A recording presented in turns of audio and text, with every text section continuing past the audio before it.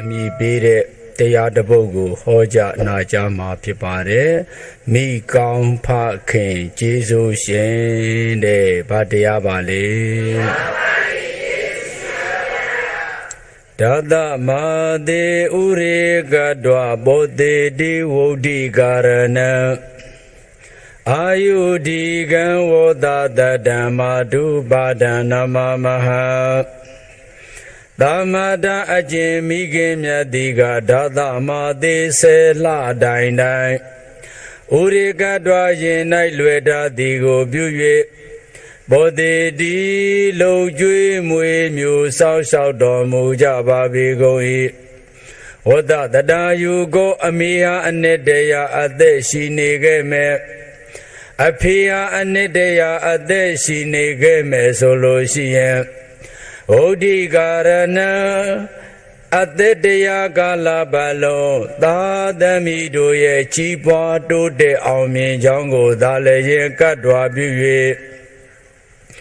ဘောတိတိလုံကျွေးမွေမျိုးဆောက်ရှောက်တော်မူကြပါပေကုန်၏သာမတအကျင်မိခင်မြတ်၏သာပိတာထိုဖခင်မြတ်၏ပါဒံခြေတော်အစုံကိုနမမိကျေးဇူးသိခိုက်ဥဖြစ်တိုင်၍ကောင်းစွာမဲ့တွေကြောလိုက်ကြရပါပြီကုန်တည်း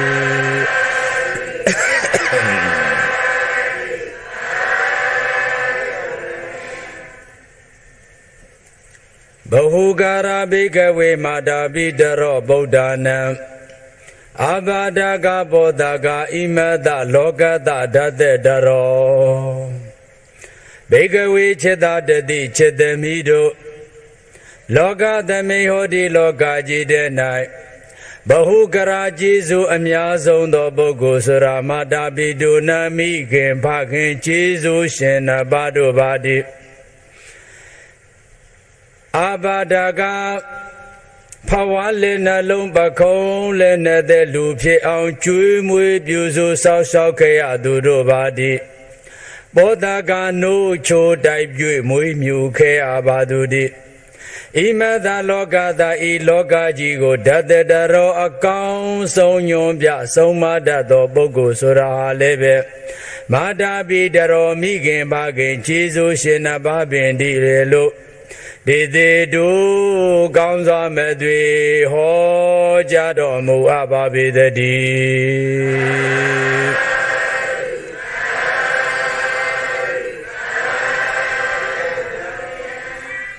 မနုဿတ္တဘာဝဒုံလဘော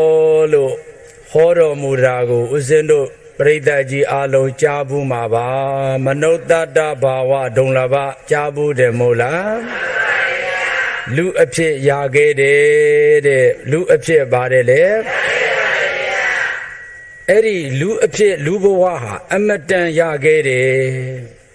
အဲ့ဒီလိုရခဲ့တဲ့ဘဝကိုရအောင်ယူပေးခဲ့သူကသူများလားမိဘနှစ်ပါးလားကိုဘဝကိုအသက်ကိုနော်ဖယားလည်းမပေးနိုင်ဘူးတရားလည်းမပေးနိုင်ဘူးပြမာတွေလည်းမပေးနိုင်ဘူးဘယ်သူမှမပေးနိုင်တဲ့အသက်ကိုပေးနိုင်တာမိဘနှစ်ပါးပဲကိုဘဝမှာအသက်ပေးတဲ့သူတဲ့ကျေးဇူးကြီးတဲ့ပုဂ္ဂိုလ်ရှိသေးလားရှိပါဘူးဗျာအေးဒါကြောင့်မို့နော်ရခဲ့လာတဲ့လူဘဝရခဲ့လာတဲ့လူရဲ့အသက်ကိုဘယ်သူမှမပေးနိုင်ဒါပေမဲ့နော်မိဘကတော့ဘယ်သူမှမပေးနိုင်တဲ့အသက်ကိုပေးခဲ့သူပါအခုကိုဘဝကိုအသက်ရှင်နေတာဘယ်သူပေးထားလဲအေးဒါကြောင့်မို့ပြောကြည့်ပါအောင်ရခဲဘဝရစေကြမိဘကျေးဇူးပါ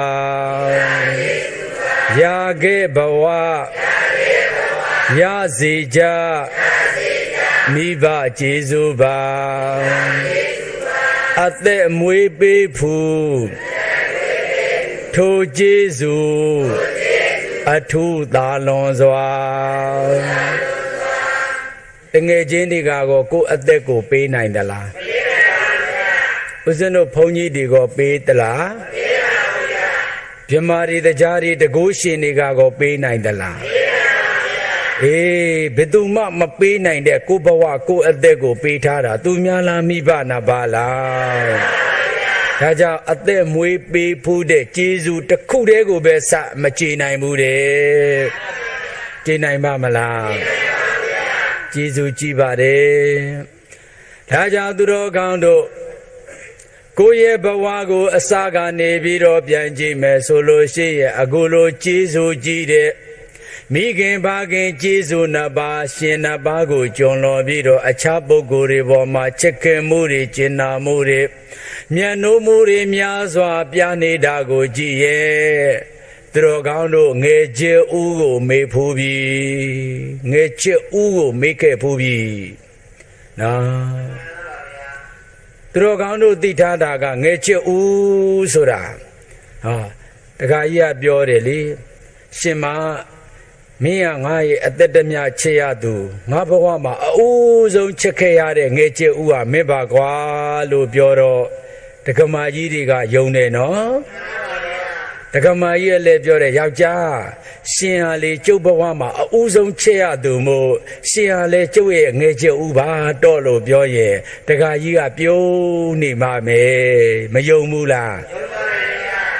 ဒါပြင်မဲ့သူတို့ယုံစရာတွေနဲ့ပုံပြပမာပြောကြပါတော့လည်းပဲငယ်ချစ်ဦးဆိုတာဩဒ္ဒနာတာယနာကားလေးပစ်လေလအိတ်တတ်သောအရွယ်မှာစတင်ပြီးတော့နော်တခါကြီးတို့ဦးစင်းတို့လေအမေရင်ခွင်ပေါ်မှာနော်ပက်လက်လေးလမ်းပြီးတော့အမေပေါင်ပေါ်မှာအမေရင်ခွင်ထဲမှာပက်လက်လမ်းအိတ်တယ်ပြီးတော့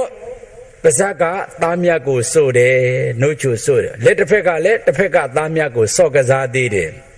နော်ပက်လက်လမ်းပြီးတော့အမေမေးစီကိုဖနှောက်နဲ့လည်းဆောက်ကန်သေးတယ်နော်အမေပေါ်မှာကျင်ကြီးနဲ့ကျင်ငယ်ပါမြင်မဖွယ်အောင်လည်းပဲစော့ချခဲ့တယ်ပါကြခဲ့တယ်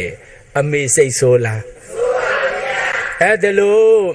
ဆိုးခြင်းတလို့ဆိုးနှွဲခြင်းတလို့နှဲ့တေးခြင်းတလို့တေးပေးခြင်းတလို့ပေးအမေစီကိုစောက်ကန်နော်အဲ့ဒါလို့စိုးနေပေးနေမိုက်နေပါတယ်ဆိုတဲ့သူကိုပဲတိုး၍ချစ်တတ်သူကမြင့်မြတ်တဲ့မိခင်ဖြစ်တယ်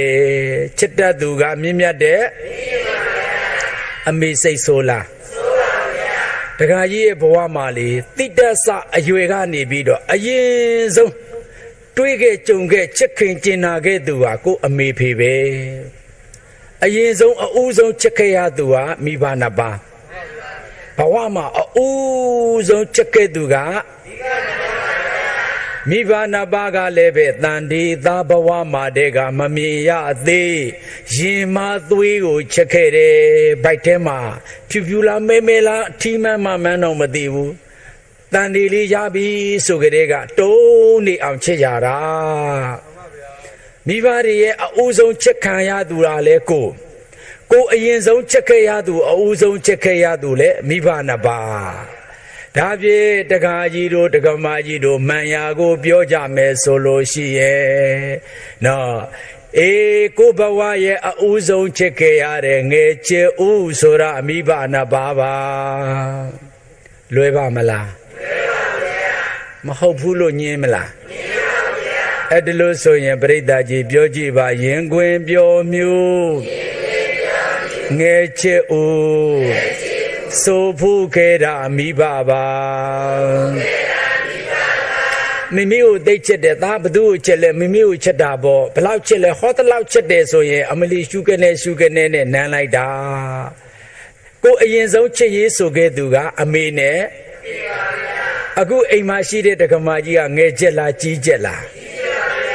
ကျောင်းသားဘဝကြမှာတွေ့ရင်တွေ့မယ်ဆယ်တန်းမှာတွေ့ရင်တွေ့မယ်ဆယ်တန်းအောင်ပြီးမှတက္ကသိုလ်မှာတွေ့ရင်တွေ့မယ်စီးပွားရေးလောကကြမှာတွေ့ရင်တွေ့မယ်အိမ်တော်ကြကနီးမှာတွေ့ရင်တွေ့မယ်ကြီးချက်တွေပါငယ်ချက်အဆက်ကိုပြောရင်မိဘနှစ်ပါးငင်းမလားငင်းပါဗျာအဲ့ဒါလို့ဆိုရင်ပြန်ပြောပါရင်ခွင်ပြောမျိုးငယ်ချက်ဦးဆိုဖူးခဲ့တာမိဘပါရင်ခွင်ပြောမျိုးငယ်ချစ်ဦးဆိုဖူးခဲ့တာမိဘပါ ဒါဖြင့်သူတော်ကောင်းတို့ခဏညငယ်ချစ်ဦးကိုသိပြီပေါ့မဟုတ်ဆိုရင်ငယ်ချစ်မသိရင်ကြီးချစ်ကိုငယ်ချစ်လို့ပြောင်းပြန်ယူမနေဘူးလားယူနေကြမှာပေါ့အမေပေါ်မှာကျင်ကြီးတွေကျင်ငယ်တွေစောချခဲ့တာအကြိမ်ကြိမ်အမေစိတ်ဆိုးလားမဆိုးဘူးငယ်ချစ်ကိုဗျာနော်မိမိသားဝယ်လာတဲ့ကိတ်မုတ်ပေါင်မုတ်ခောက်ဆွဲအမေစားတော့အသားရဲ့ဝါပါပြီသမီးဝါပြီလို့တားမြစ်လိုက်မယ်ထမေးကြည့်ပေါ့မိမိခောက်ဆွဲစားတာဝါပြီဆိုတော့အမေသမီးကိုချက်တာဝါလားဟင်းလို့မေးကြည့်နော်ရင်သွေးဟူကချစ်မဝဒီချစ်လို့မဝတာဟာသားသမီးကိုပဲမဝနိုင်တဲ့အချစ်ဆိုတာဘယ်သူပေါ်မှာလဲရင်သွေးဟူကချစ်မဝဒီမိဘတန်ထွာသားတကနဲ့တရားတဲ့ကဲလေချင်းတွဲလေ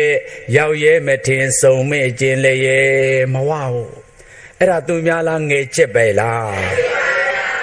ကျင်ကြီးတွေကျင်ငယ်တွေပါချတယ်ဤတွေပါချတယ်အမေစိတ်ဆိုးလားဆိုးဘူးအဲ့ဒါငယ်ချစ်အနောတာခံတယ်အနစ်နာတာသစ္စာခံနိုင်တယ်ကြီးချစ်ဖြစ်တဲ့ကိုမယားပေါ်မှာစောချဖို့နေနေတာသာမစင်လေးတစ်စက်သွားချကြည့်ပါလားပါထားရိုက်လို့နော်ရှင်ပါလေစော်ကားတာလားနော်ကျုပ်ကိုနှိမ့်ဆက်တာလားဟာကြီးကျယ်ဆိုတာကအနောတာမခံဘူးဒါကြောင့်မို့ကြီးမှချစ်ရင်အစင်းချောင်းတွေထင်တာကြီးကျစ်ပဲဒဏ်ရာတွေရှိတယ်အစင်းချောင်းတွေထင်တယ်အမာရော့တွေရှိတယ်နော်အဲ့ဒါဘာချက်လဲငယ်ချစ်ဥမဒဏ်ရာရှိလားဒါကြောင့်ဦးဇင်းအရင်တစ်ခေါက်ကဒဏ်ရာမဲ့နှလုံးသားကိုဟောပြီးပြီနော်ဒါကြောင့်မို့ငယ်ချစ်ဥဆိုတဲ့နှလုံးသားထဲမှာဘယ်တုန်းကမှဒဏ်ရာမရှိခဲ့ဘူးပါဘူးကြီးချက်ကတော့လေသွားများစော့ချကြည့်တတွေးပဲထွေးကြည့်ပါထားရိုက်လို့ကြီးချက်မှအစင်းချောင်းတွေမတွေ့ရဘူးလားဒဏ်ရာတွေမရှိဘူးလားဒါကြောင့်မို့ဦးဇင်းအရင်ဆုံးပြောပြခြင်းတာကငယ်ချစ်ဦးဆိုတာတို့တသက်တာရင်ခွင်မှာပျော်မြူခဲ့တဲ့မိမိတို့ဖေဖေတို့ရဲ့ရင်ခွင်မိဘနှစ်ပါးဟာငယ်ချစ်ဦးပါလို့ပြောချင်ပါတယ်မိဘနှစ်ပါးဟာဘာဦးလဲအဲ့ဒါကြောင့်မို့ပြောတာပေါ့တခါကြီးတို့ကိုတက္ကမကြီးကိုယုံပြီးချစ်ပြီးတော့လေအကုန်မဖွဲ့လိုက်နဲ့နော်တက္ကမကြီးကလည်းယုံပြီးတော့အကုန်မပုံလိုက်နဲ့နော်မလိုတဲ့တနေ့ငယ်ကျိုးငယ်နာဖော်ပြီးတော့ပြဿနာရှာဒုက္ခတွေပေးမှာဒါကြောင့်မို့ဘသူကိုပဲချစ်ချစ်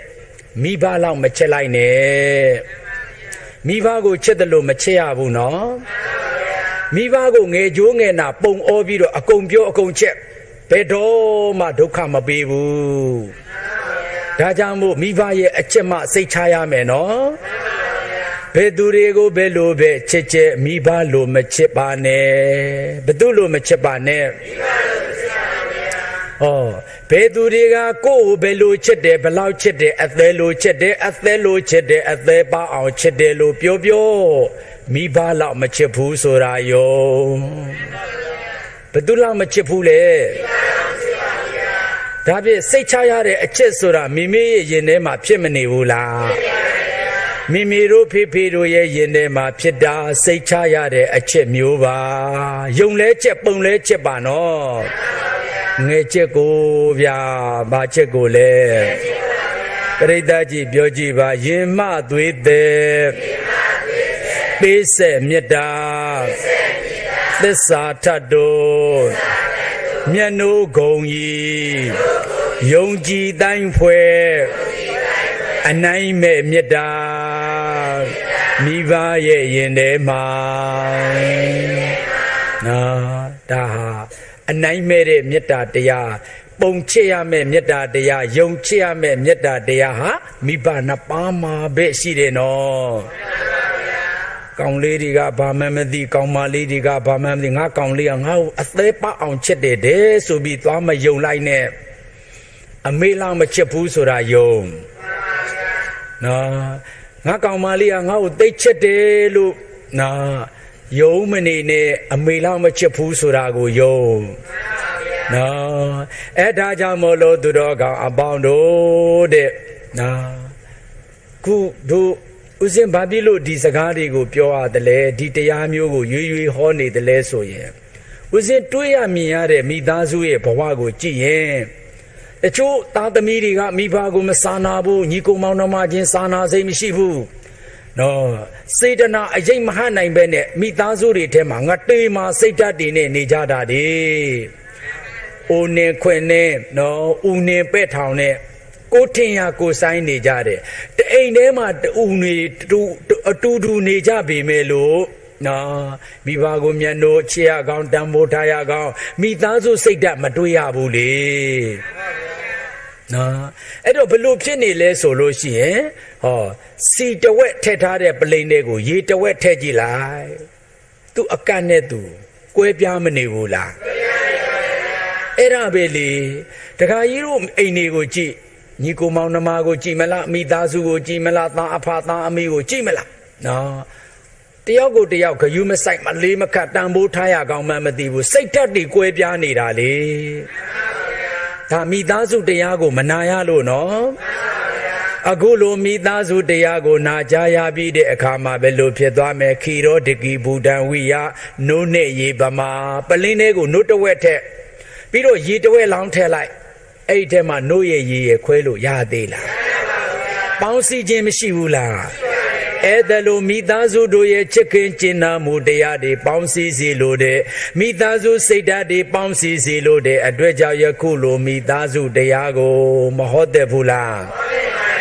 ဟောမိသားစုဆိုတာနိုးနဲ့ရေနော်စီနဲ့ရေလို့ကွဲနေလို့ဖြစ်မလားမဖြစ်ဘူးလေဒါကြောင့်မို့သူတော်ကောင်းအပေါင်းတို့ခဏဟောကြားတဲ့တရားကတော့မိကောင်းဖခင်ပါဘာကောင်းဖခင်လဲမိကောင်းဖခင်နော်အိုးညနေကြတော့သမီးလုပ်တဲ့လူကနော်အမေနို့ဖို့ဆိုတဲ့ဗီဒီယိုခွေလေးငားလာတယ်ညဦးပိုင်းထမင်းစားပြီးတဲ့အခါကျတော့အိမ်မှာဗီဒီယိုခွေထိုးကြည့်တယ်ဟာအမေရဲ့အနှစ်တာခန္ဓာအမေအနော်တာခန္ဓာတွေနော်အကယ်ဒမီရအောင်ရိုက်ပြထားတာပဲအမေဂုံပုတ်တွေအများကြီးထည့်ထားတယ်ဇာကားတွေကိုကြည့်ရင်အမေကျေးဇူးပဲ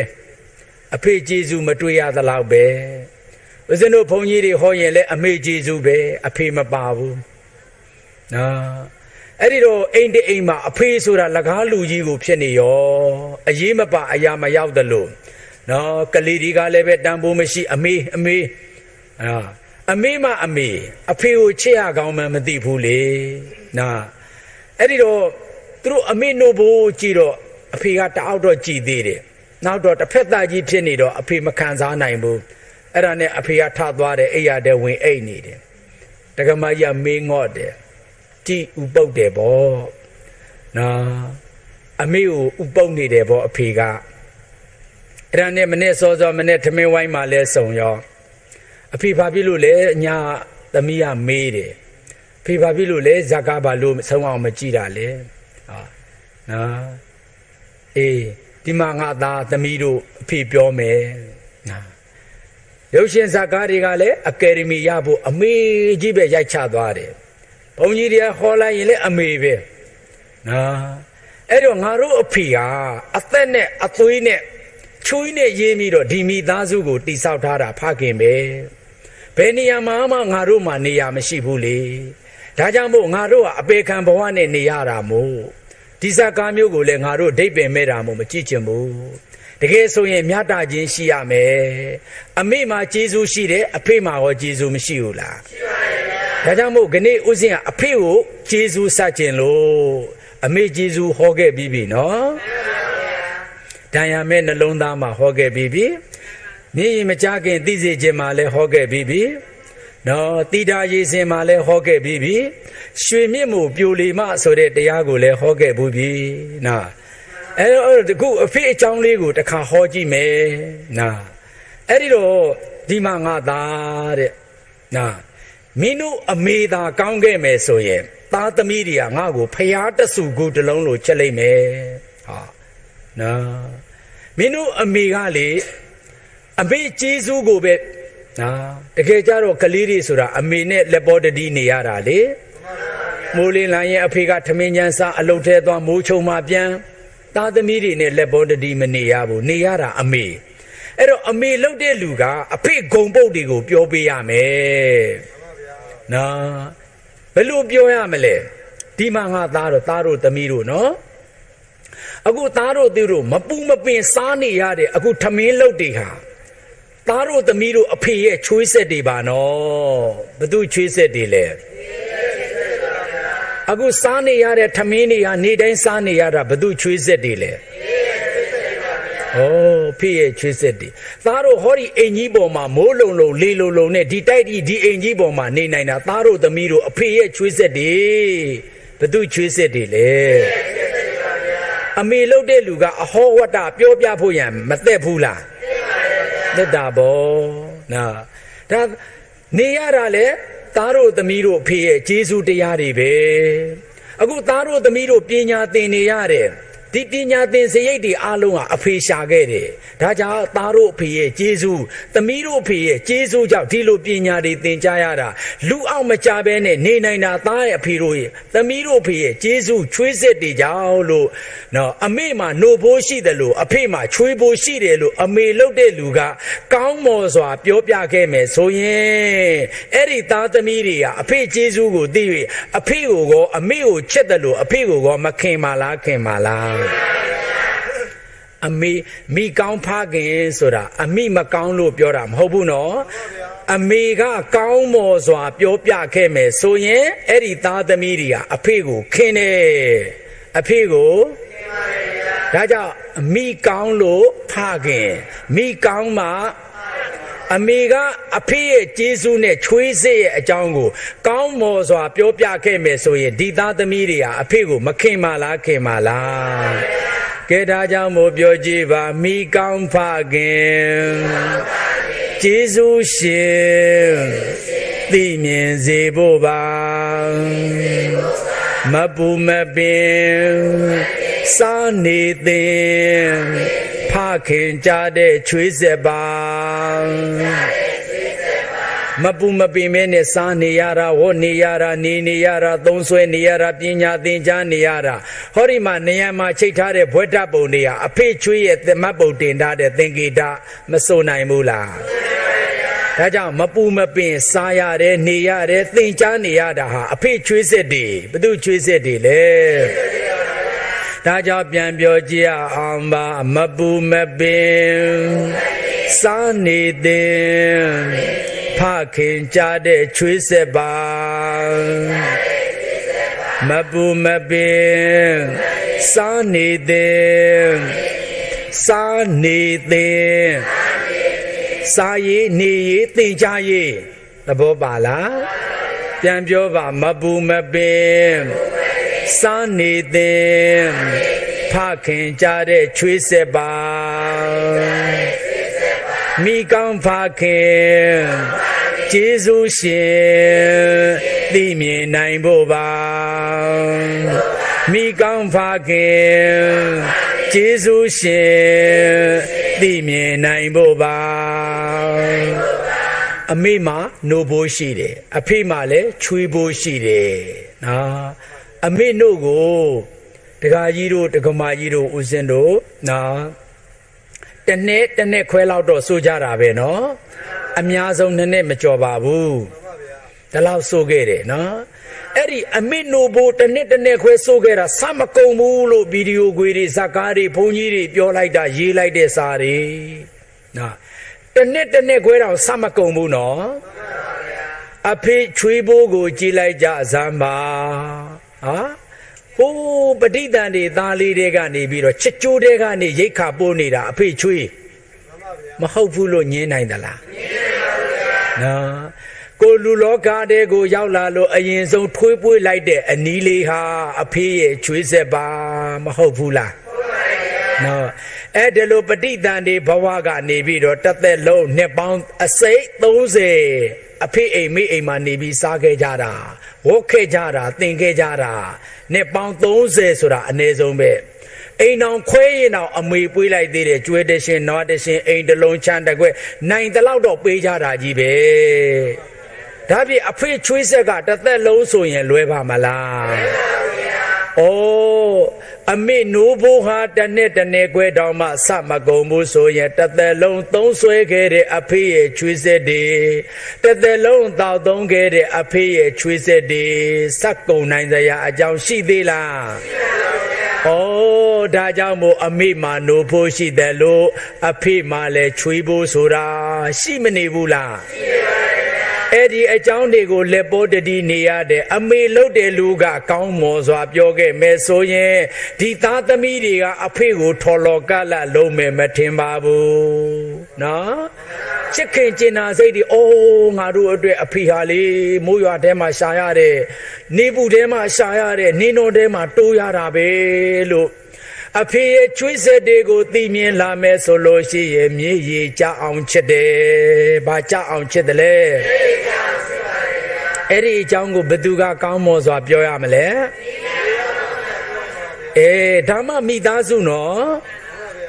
အမေကောင်းမော်စွာပြောမှကလေးတွေသိမယ်အဲ့ဒီကလေးတွေကအဖေကိုချစ်မယ်နော်မဟုတ်ဆိုရင်လေအကုန်လုံးကအမေပဲအဖေဆိုတာအိမ်မှာနေရမရှိတော့ဘူးအလူဘိုကြီးလိုအလကားလိုဖြစ်မနေဘူးလားအဲ့တော့သားသမီးတွေကမလေးမခထွန်လောကလတ်တွေလှုပ်တာသူ့အမေမအမေဖြစ်မနေဘူးလားမညီမျှဘူးနော်အဖေရင်ကြိုးရတယ်လေအဖေရင်နာရတယ်နောက်ဆုံးစိတ်ကုန်တယ်တော်ပြီကွာဘုန်းကြီးပဲဝတ်တော်မယ်ဟောနော်အဲ့ဒါလို့ရင်နာလွန်းလို့ပါအဖေကိုနေရမပေးခဲ့တာလေသားသမီးတွေရဲ့စိတ်ထဲမှာနေရမရခဲ့တာကအဖေပါနော်တသက်လုံးကျွေးလို့နွားလို့ကုံယုံကျွေးခဲ့ရသူပါနော်အဲ့ဒါကြောင့်မို့အဖေဟာဘယ်လိုခံစားနေရမယ်အဖေဘယ်လောက်ခံစားနေရဆိုတာမသိဘဲနဲ့နော်အမေကျေးဇူးတစ်ခုတည်းကိုသိနေကြမယ်ဆိုရင်အဖေရင်ကွဲမတတ်ခံစားရတယ်ရင်ကွဲမတတ်ခံစားနေရတာသူများလားအဖေလားအိမ်အောင်စုကြီးလူခရီးမှာဇနီးမယားသမီးသားကိုကြီးပွားစေမှုဂရုပြုသူသူများလားအဖေလားလိုရစနဲ့စံပြဖြစ်သူအနဲ့နာဒံသစ္စာခံသူတာဝန်ဟုပြီးအစဉ်တည်သူမိမိဖန်တီးအိမ်အောင်ကြီးကိုမိလိုမပြိုးထီလိုမိုးသူဆိုတာပိတုတော်ငါတို့ရဲ့အနန္တဂုံအင်းကျေးဇူးရှင်ဖခင်ကြီးပါပဲရဲ့လို့ဗန္တိတာပညာရှိသူတော်ကောင်းတို့သည်ဩဝါဒတိကောင်းစွာမဲ့သွေမိတ်ကြတော်မူခဲ့ပါပေတည်း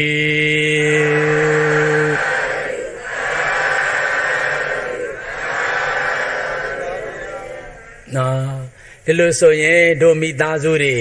အခုအဖေပေါ်မှာကောနားလည်မှုရမလားဘူးလားအဖေချွေးကတစ်သက်လုံးတော့အမေကိုချစ်သလားအဖေကိုမျက်နှိုးရမယ်ဆိုတာမသေးချဘူးလားဦးဇင်းကိုပြောတယ်လေရှင်ဘုရားတို့ဘုန်းကြီးတွေကလည်းဟောလိုက်ရင်တဲ့အမေကြီးစုဒီတို့အဖေကလကားကောင်နေကြနေတာပဲတဲ့ရေမူကြီးကပြောတာဗျအဲ့ဒါနဲ့ဦးဇင်းကခုနကဗျာလေးကိုထားရောပြီးတော့အဖေကုံကိုဟောရတာအိမ်အောင်စုကြီးလူခရီးမှာဇနီးမယားသမီးသားကိုကြီးပွားစေမှုဂရုပြုသူဘာတူလဲကြီးပွားစေမှုဂရုပြုသူလူမှုနှောင်ရိပ်ပေးသူဘာတူလဲ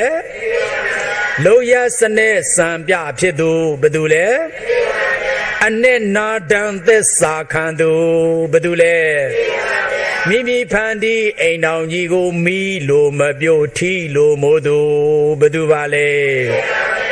အရေးမကြီးဘူးလားအရာမရောက်ဘူးလားဩဒါကြောင့်မို့မိဘဆိုတာနော်ဗျမတိမာတာပိတရောပုပ္ပစရိယတိသဝုစရိအာဟုနေဟာသာဗုဒ္ဓနာပဇာယအနုကံပကအလူကံပုဂ္ဂိုလ်ထူလက်ဦးတဲ့မြတ်ဆရာထက်ကောင်းခင်ဗျမမျိုးတိုးလို့မှတ်ပါနော်အမေတို့ဖေတို့ဆိုတာနော်ငါးမိယာပြည်ရွှေဖို့အဲ့ဒါလိုမျိုးပေါ့သုံးမိယာငါတို့ရဲ့မိဘကဘယ်နှမိရလဲနော်နံပါတ်1အလူကံပုဂ္ဂိုလ်ထူနံပါတ်1ဘာပုဂ္ဂိုလ်ထူနံပါတ်2ကလက်ဦးဆရာနံပါတ်2က နံပါတ်3ကဗြဟ္မာနံပါတ်3ကတမ်းမဲ့ဘယ်နှမျိုးရှိလဲအလူကံပုဂ္ဂိုလ်ထူလက်ဦးတဲ့မြတ်ဆရာထက်ကောင်းခင်ဗြဟ္မာမျိုးတိုးလိုမှတ်ပါထိုသူဟာဘယ်မှရှိညာတခြားမောင်မရှာနဲ့တခြားမဲမရှာနဲ့နောင်အခါပူဇော်ရမယ်မိဘနာပါအိမ်ဥခမ်းမှာရှိမနေဘူးလားရှိပါဗျာနံပါတ်1အလူကံပုဂ္ဂိုလ်ထူတဲ့မိဘဟာဘာပုဂ္ဂိုလ်ထူလဲလူကံပုဂ္ဂိုလ်ထူအိမ်ဥခမ်းမှာရှိတယ်နော်ဟိုးဖြူးဆရာတော်ကြီးပြောသလိုပြောရရင်ကွာတဲ့မင်းတို့မင်းတို့ကကွာတဲ့မင်းတို့ကိုမွေးထားတာငါတို့ဘုန်းကြီးမွေးထားတာမဟုတ်ဘူးတဲ့မင်းတို့အသက်တွေဘဝတွေကိုငါတို့မပေးနိုင်ဘူးမင်းတို့ကိုဘယ်သူမှမပေးနိုင်တဲ့အသက်နဲ့ဘဝကိုမွေးပေးခဲ့တာမိဘနှစ်ပါးအဲ့ဒီတော့မင်းတို့ကထက်ကနေဆိုမွေးနေ့ဆွမ်းကြိုက်ကြီးဆွဲဘုန်းကြီးเจ้าကိုပြေးအမေကျော်ဒွေးတော်လွမ်းတာပဲအမေကျော်ကိုအသက်ပေးတာအမေဘဝပေးတာလေဒီအမေဒီအဖေကိုအရင်ဆုံးမကြွေးပဲနဲ့เจ้าတော်ကိုဂျိုက်ဆွဲလာခဲ့မယ်ဆိုရင်အမေကျော်ဒွေးတော်လွမ်းခဲ့ပြီအမေကျော်တည်င်းကျော်ရင်လေအမေကိုပစိုးလေးနဲ့အဖေကိုပစိုးလေးနဲ့ကြောဖို့အရင်မလုပ်ဘူးမကြီးကင်ပြီးတော့ကျွန်တော်တို့ဝါဆိုသင်္ကန်းကမကထိန်သင်္ကန်းကမလို့ပါဗျထဲကြပါလူကြပါသူတို့လုံနေတယ်သူအမေကိုပစိုးနဲ့ကြောဖို့သူမလုပ်သေးဘူးအဲ့ဒါလို့ဆိုရင်အမေကျော်မိဘကိုလှအောင်စင်ဝါအောင်ကျွေးလှအောင်စင်မွေးဖူးကျွေးဖူးကျေးဇူးရှင်မွေးဖူးခဲ့တဲ့ကျွေးဖူးခဲ့တဲ့ကျေးဇူးရှင်သူများလားမိဘနှစ်ပါးလားအဲ့ဒါကိုအရင်မလုပ်ဖဲနဲ့လေကျွန်တော်တို့ကထိန်သင်္ကန်းကမလို့ပါခမရထဲကြပါလူကြပါနဲ့သူနိုးစော်နေလိုက်တာကျွန်တော်တို့အမေကိုလှုပ်ကြမယ်ဗျာလို့တယောက်မှမအော်တန်မကြဘူးနော်ကျွန်တော်တို့တည်င်းကြောပြီဗျာကျွန်တော်တို့ရက်ွက်မှာတေကြီးပူဇော်ပေးတွေမိဘတွေကိုကြောကြမယ်ဗျာလို့အော်တာရှားတယ်နော်ဒါဆိုရင်အမေကျော်အလူကံပုဂ္ဂိုလ်တို့အိမ်ဥခမ်းမှာရှိတယ်လေအများပြောလားဖះဟောလားနော်အာဟုနေယသာဗုဒ္ဓနာပဇာယအနုကံပကတဲ့နော်အဝေါ်အစာရွှေငွေများနဲ့အခြားလူပွဲအသွေးတွေကိုတကယ်ထိုက်တန်မြင့်မြတ်သောအလူကံပုဂ္ဂိုလ်တို့ပါပဲရဲ့လို့တေတေတို့ကောင်းစွာမဲ့သွေဟောကြားတော်မူအပ်ပါပေတည်း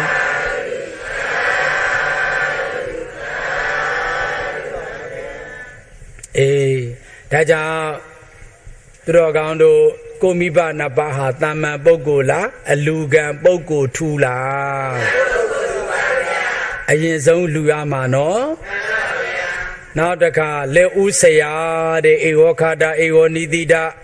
ဧဝကေသပါပိနာနိဝရန္တိကာလျာနိနိရောဇန္တိဒါမလုံးနဲ့ဒါလိုရမယ်ဒီလိုသွားရမယ်ဒီလိုစားရမယ်လို့ဥဖြားဖြားအစုံအမတွေကိုပေးတဲ့လက်ဦးဆရာကသူများလားမိဘနှစ်ပါးလားမိဘနှစ်ပါးနောက်တခါတဲ့နတ်ဒေဝတာဗြဟ္မာမင်းကြီးပါတဲ့အိမ်ဦးနတ်ဘာနတ်လဲအိမ်ဦးနတ်ဆိုတာမိဘနှစ်ပါးအိမ်ဦးနတ်ဆိုတာမိဘနှစ်ပါးသူတော်ကောင်းတို့ဟုတ်ကောဟုတ်ရဲ့လားဟုတ်ရင်မိဘကိုကြွေးလေမိဘကိုကြော့လေပေးလေအခုအိမ်ဦးနတ်ကိုမကြော့ဘဲနဲ့ဘာဟိုအရက်တောက်တဲ့တကာကြီးကိုပလင်းကြီးဆက်လို့ဓာကြီးနှချောင်းထောင်လို့နော်ဖယားဟောတဲ့အိမ်ဦးနတ်တကာကြီးတို့လုံနေတာကတခြားစီပဲနော်ဟိုအရက်တောက်တဲ့တကာကြီးပလင်းကြီးထောင်လို့နော်အဲ့ဒါအိမ်ဦးနတ်ဟုတ်လို့လားဩဒါကြောင့်မို့သူတော်ကောင်းတို့နော်အိမ်ဦးနတ်ဆိုတဲ့မိအိမ်ဦးနတ်ဆိုတာမိဘနှစ်ပါးပါ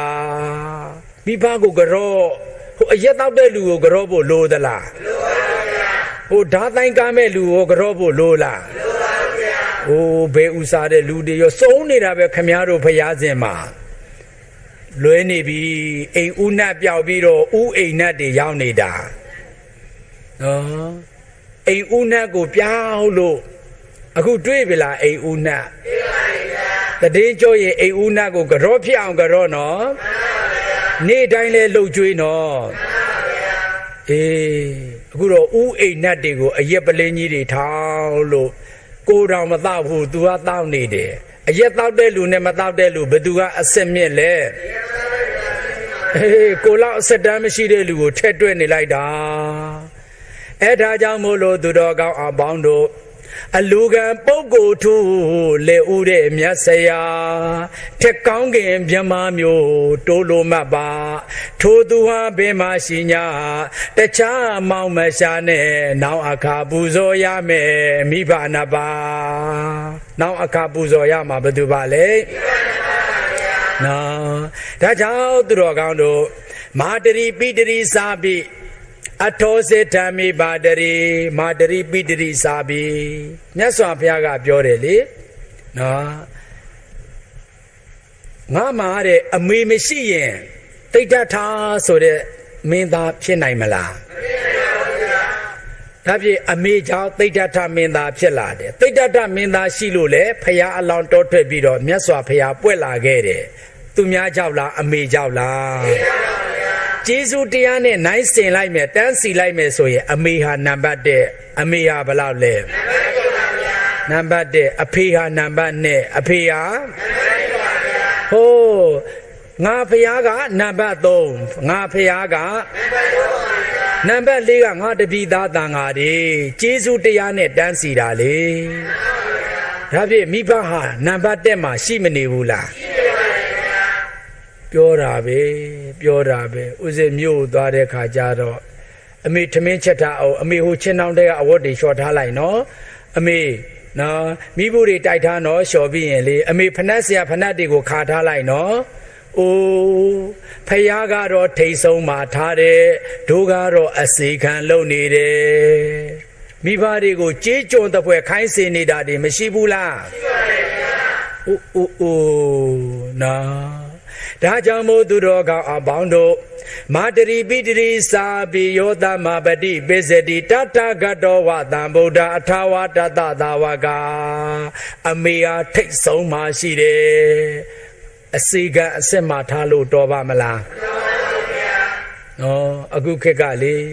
ပကံကွဲဇွန်မဲရတဲ့ရောင်းမတို့ချုပ်အင်းကြီးဖာအထေးရဲ့နဲ့ကြီးဆယ်စာဖို့သာသမီးရဲ့နဲ့မိများကတငုံငိုသေးဆိုလို့ခါမရွှဲတူအိုးခလေးကိုတေးဆိုလို့သိရတဲ့ကွယ်မိအိမ်ကပဲဟောအမေခါမသေးရီဆိုနေတယ်အမေခလေးကြည့်ထားလိုက်နော်တဲ့မိဘကိုဘာခိုင်းနေတာလဲ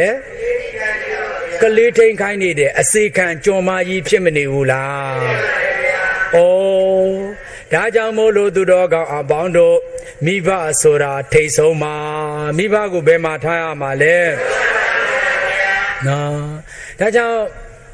သားတို့မင်းတို့ကတော့ကွာအမေဇကားကြီးကြီးပြီးတော့မင်းတို့ပျော်နေမှာပေါ့ငါမပျော်နိုင်ဘူးနော်ဟောဒီအိမ်ကြီးကငါရဲ့ချွေးဆက်တွေနော်ဒီမှာငါသားအဖေပြောမယ်နော်မိနဲ့ငါအိမ်ထောင်ကြကြတဲ့ကငါတို့နှစ်ယောက်ဟာနော်အိုးကဘာဥစာကအာဒံဧဝလိုပဲနှစ်ယောက်တည်းဒီကဘာလောကထဲမှာချက်လိုက်ကြတာတုံလို့ကွာအဲ့ဒီတော့မိဘိုက်တဲကိုမင်းတို့ရောက်လာတဲ့အချိန်မှာငါနောက်တလန်းဆုပ်လိုက်ရတယ်မိစီကမေတ္တာအကျဉ်းသားတွေငါမရတော့ဘူးမင်းတို့ကိုခွဲတန်းပေးလိုက်ရတယ်ဒါပေမဲ့ငါဥမတိုခဲ့ပါဘူးဟာကြည်တချိန်ကသူတို့ตายရခဲ့တဲ့မိသားစုနဲ့အခုသားသမီးတွေရောက်လာတော့အဖေကနောက်တလန်းမဆုပ်ရဘူးလားဝမ်းမနေခဲ့ပါဘူးဥမတိုခဲ့ပါဘူးသားရဲ့အဖေကျင့်တတ်ခဲ့ပါတယ်ဟာသူ့အချက်ကိုယူသွားခဲ့တယ်လေခွဲတန်းတွေကိုနော်နောက်သားတို့အရွယ်ရောက်လာတဲ့ခါကျတော့အိုးဒီအိမ်ကြီးပေါ်မှာနော်အကြီးကောင်လှုပ်တဲ့လူကကရင်မော်တက်ပြီးတော့တဏ္ဍပြက်တန်းအောက်ကတူတူပုံတန်းဟိုကလေးမလေးကဟိုပကံဒီအကွက်အကုန်ဆော့ဒီအိမ်တအိမ်လုံးမှာမင်းတို့မဆော့ကစားခဲ့ဘူးတဲ့ပစ္စည်းရလို့မရှိခဲ့ဘူးရှိလားမရှိပါဘူးဗျာ အဲ့တော့ကွာငါသားသမီးတွေရဲ့ဆော့ကစားတာကြည်ပြီးတော့ငါတို့အိမ်ကအဲ့ဒီအချိန်မှလေအဖေချွေးနဲ့စောက်ထားတဲ့ဒီအိမ်ကြီးဟာမင်းတို့ပြောတော့အမေအိမ်နဲ့မင်းတို့ပြောတော့ဘသူချွေးနဲ့စောက်ထားလဲသားရဲ့သမီးတို့အယံမျက်နှာလိုက်တယ်နော်အဖေချွေးနဲ့စောက်ထားတဲ့အိမ်ကိုသူတို့ပြောတယ်အမေအိမ်တဲ့ခေါ်ကြတာအဖေအိမ်ခေါ်တဲ့လူရှိလို့လားရှိပါဘူးဗျာအမေအိမ်ပဲသားလည်းအမေအိမ်ပဲသမီးကလည်းအမေအိမ်ပဲအဲ့တော့မင်းတို့သိမျက်နှာလိုက်လုံးနဲ့ကွာအဖေချွေးနဲ့စောက်ထားတာပါသားရဲ့ပြောတော့မှလှည့်မကြည့်ခြင်းဘူးအဲ့ဒီအိမ်ကြီးပေါ်မှာမင်းတို့မစော့ကစားခဲ့ဘူးတဲ့အရာမရှိဘူးဒါကြောင့်အဖေချွေးနဲ့စောက်ထားတဲ့ဒီအိမ်ကြီးဟာကြည်စမ်းကစားကွင်းကြီးဖြစ်ခဲ့ရတယ်နော်ပထမဆုံးအေဒင်ဥယျာဉ်အခုကစားကွင်းအဖြစ်ပြောင်းသွားပြီကလေးတွေ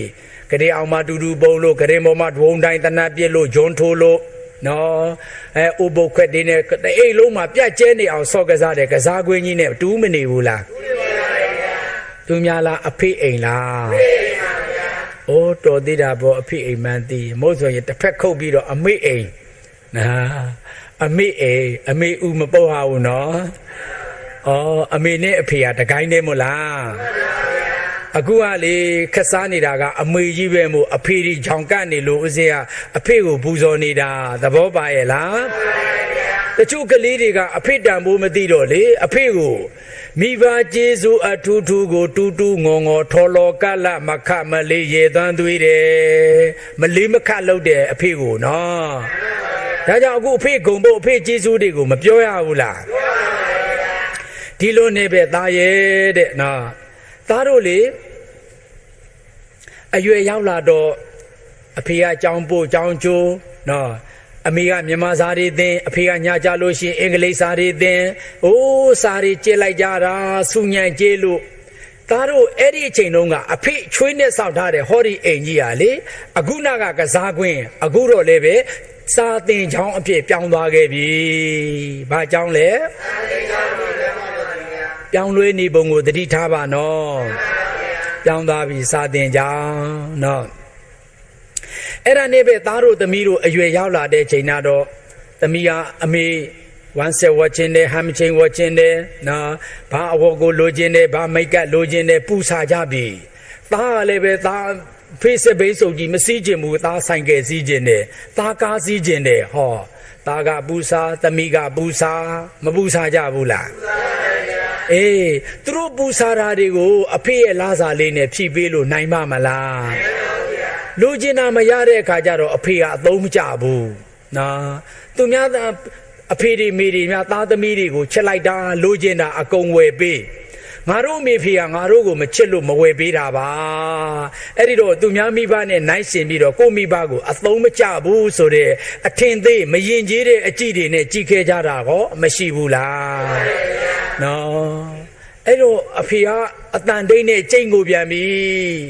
အမောင်ရိပ်မှာလူကွယ်ရအမောင်ရိပ်မှာအတန်တိတ်နဲ့ကြိတ်ကိုသူဟာအဖေအမေလိုအော်မငိုတတ်ဘူးအတန်တိတ်နဲ့သူပြောတဲ့စကားရင်ထဲမှာသားရဲ့သမီးရဲ့နော်အဖေကသမီးကိုဘယ်လောက်ချစ်တယ်ဆိုတာသမီးမသိနိုင်ဘူးနော်သမီးရဲ့သမီးလိုချင်တဲ့အဝတ်အစားတွေဆွဲကြိုးတွေလက်ကောက်တွေသားလိုချင်တဲ့မော်တော်ဆိုင်ကယ်တွေကိုအဖေမပေးလို့ခဲ့တာမဟုတ်ဘူးသားတို့သမီးတို့အဖေဘဝကိုကြည့်မပေးလို့တာမဟုတ်ဘူးမပေးနိုင်ခဲ့တာပါမိဘရဲ့စိတ်ရင်းတော့မပေးလို့တာလားမပေးနိုင်ခဲ့တာလားမပေးနိုင်ခဲ့တာအဲ့ဒါကိုကြည်ပြီးတော့သူများကြွယ်ဝချမ်းသာတဲ့မိဘတွေနဲ့နိုင်ရှင်ပြီးတော့သူများသားသမီးတွေကိုပေးကြတဲ့သူများမိဘတွေကလိုလေသိမရှိထားတဲ့ငါတို့မိဘတွေကငါတို့ကိုမဝယ်ပေးဘူးလိုအပ်တယ်လို့မပြုစုဘူးဒါကြောင့်ငါတို့မိဘတွေကငါတို့ကိုမချစ်ဘူးအသုံးလည်းမကျဘူးဆိုပြီးတော့မရင်ကြီးတဲ့အထင်သေးတဲ့အကြည့်တွေအပြောတွေနဲ့ထော်လော်ကလတွေပြောကုန်ကြတဲ့အဖေအမေမပြအတန်ဒိတ်နဲ့ကျိန်ကိုတယ်အတန်ဒိတ်နဲ့ဘဝဆိုးပါသားရဲ့မပေးလို့ခဲ့တာမဟုတ်မပေးနိုင်ခဲ့ခြင်းကိုနားမလည်လိုက်ဘူးအဲ့တော့တောင်းဆိုမှုတွေဟိုကတောင်းဆိုဒီကတောင်းဆိုမကျေနပ်တော့ပောက်ကွဲတယ်ပြဿနာတွေရှာတော့ဟောကြည်သားတို့ အဖေတို့သိမ့်မြတ်နိုးစရာကောင်းတဲ့မိသားစုဘဝဆိုတဲ့ဟောဒီအိမ်အောင်ကြီးဟာအခုတော့တောင်းဆိုမှုတွေတိုက်ပွဲတွေဆင်နွှဲကြပြီမို့စစ်မြေတလင်းဖြစ်ခဲ့ပြီ။ဘာဖြစ်သွားပြန်ပြီ။မကျင်နာမှုတွေများမနေဘူးလား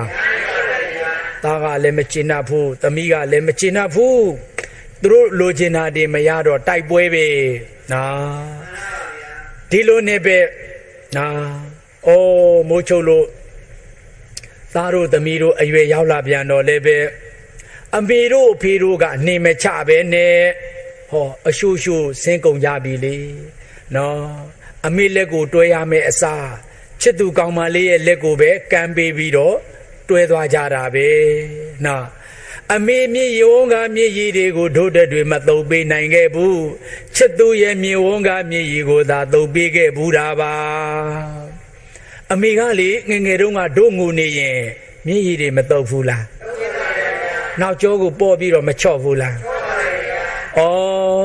ငါတို့ငိုခဲ့ခြင်းကတုန်းကငါတို့မိမိဖေဖေတွေကငါတို့ရဲ့မြည်ရည်တွေကိုတုံပေးခဲ့ဘူးတဲ့ငါတို့ကြီးလာ၍အမေတွေဖေတွေမြည်ရည်ကြလာတဲ့ဒီနေ့မှာငါတို့ကချစ်သူမျက်နာကိုပဲမြည်ရည်ကိုပဲတုံပေးဖူးခဲ့တဲ့အမေမြေဝန်းကမြည်ရည်တွေကိုတုံပေးဖူးတဲ့သူမရှိပါဘူး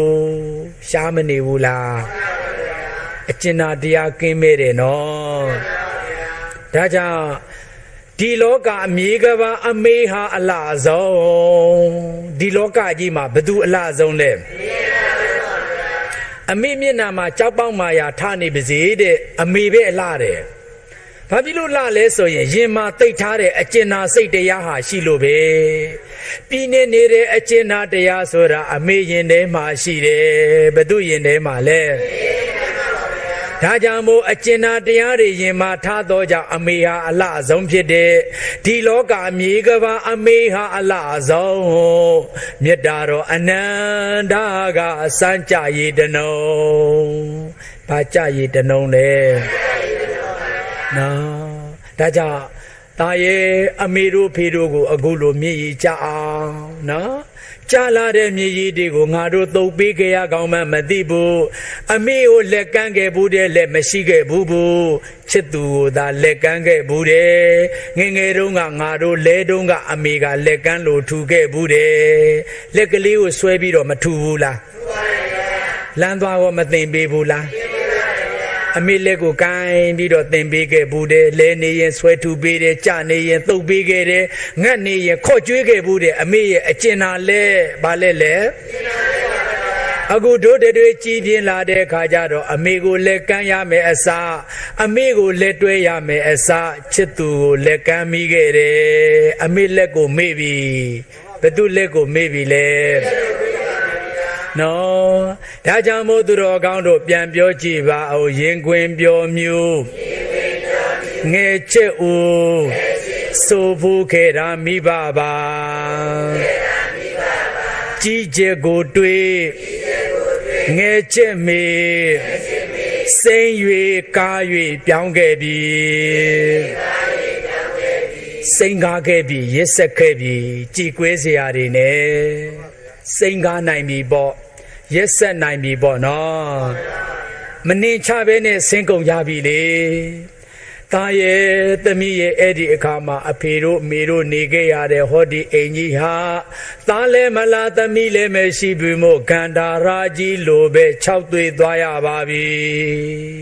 6သွေးနေတာမို့ကန္တာရာအိမ်အိုကြီးပေါ်မှာမိကိုဖောက်ဦးနှစ်ပါတယ်6တိတ်နေတယ်ကန္တာရာ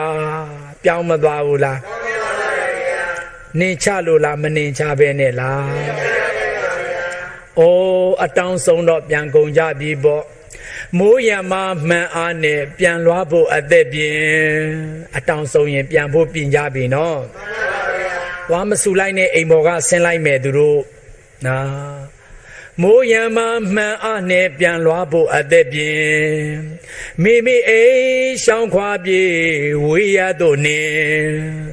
သမီးသားတို့အပေါ်တွင်ပြစ်မတင်ချစ်ခင်မြဲ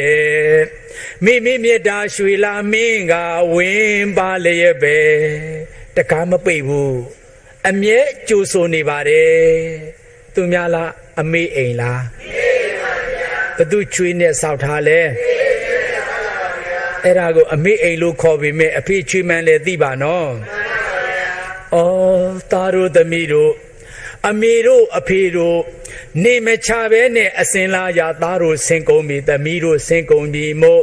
သားလဲမလားသမီးလဲမရှိ6သွေးနေကြမို့အော်အမေတို့ဖေတို့ရဲ့အိမ်ဟာဂန္ဓာရာကြီးဖြစ်ပါပြီဘာကြီးဖြစ်သွားပြီလဲသူတော်ကောင်းတို့အမေတို့အဖေအိမ်ဟာလွမ်းစရာကောင်းသလားတနာစရာကောမကောင်းဘူးလားပြောင်းလဲနေခဲ့တယ်နော်ဒီလိုနဲ့ပဲမိမိရလေနော်နေဘူးထဲမိုးရထဲမှာလေအကြော်ကြော်ရတယ်လေငါလဲယုံတဲ့ယုံစက်နဲ့မို့မိမှာရင်ကျက်တဲ့ယောဂဝေဒနာဖြစ်တယ်တချောင်းတဟောနဲ့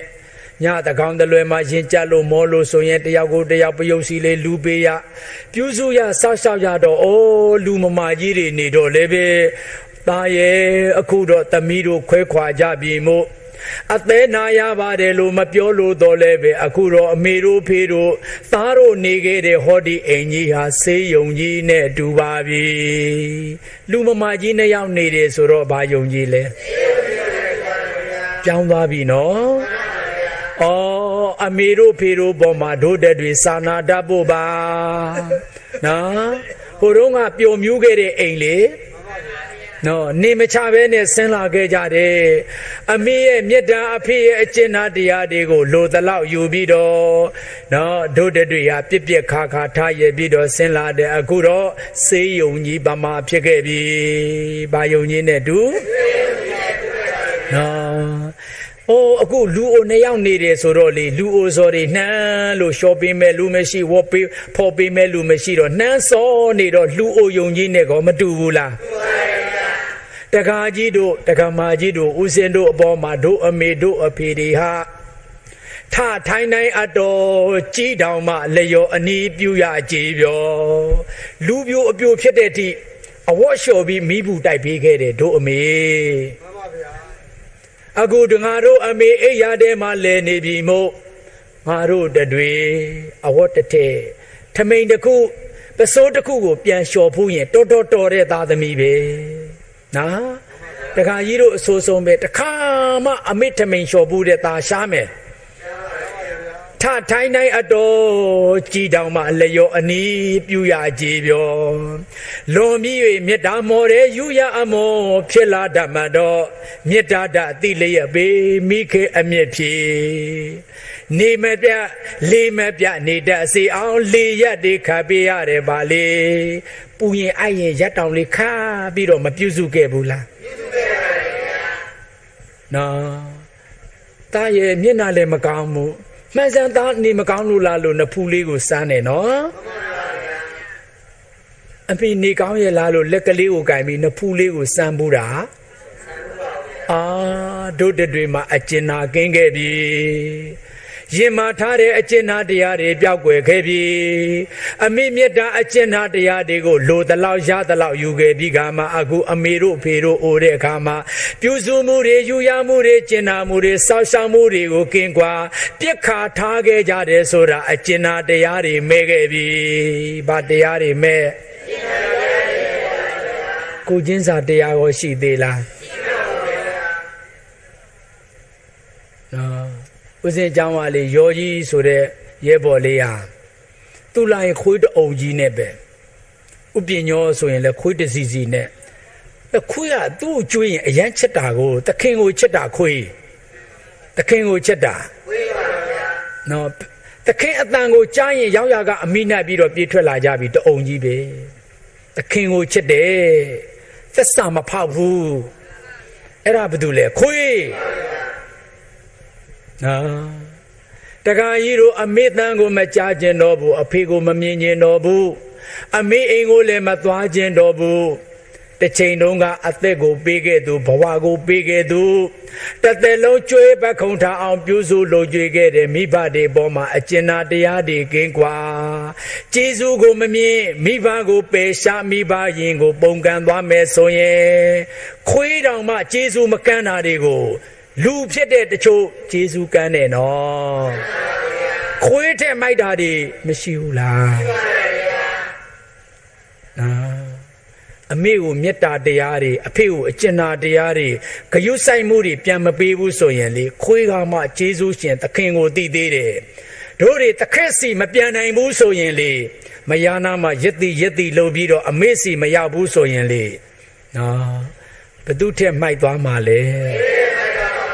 ခွေးထက်မိုက်တဲ့အကောင်တွေလို့မပြောအပ်ဘူးလားနော်အမေသေးမငိုနေကြဖို့မလိုဘူးမသေးခင်ဝါအောင်ချစ်ပါမသေးခင်အခုတော့ငါတို့တွေ့ရငါတို့သားတွေသမီးတွေကိုအပြိုလူပြိုထီအောင်ရှော့ခဲ့တယ်ဖော့ခဲ့တယ်ဖနက်ကိုတုပ်ပေးခဲ့တယ်နော်မိဘူးတွေကိုတိုက်ပေးခဲ့တယ်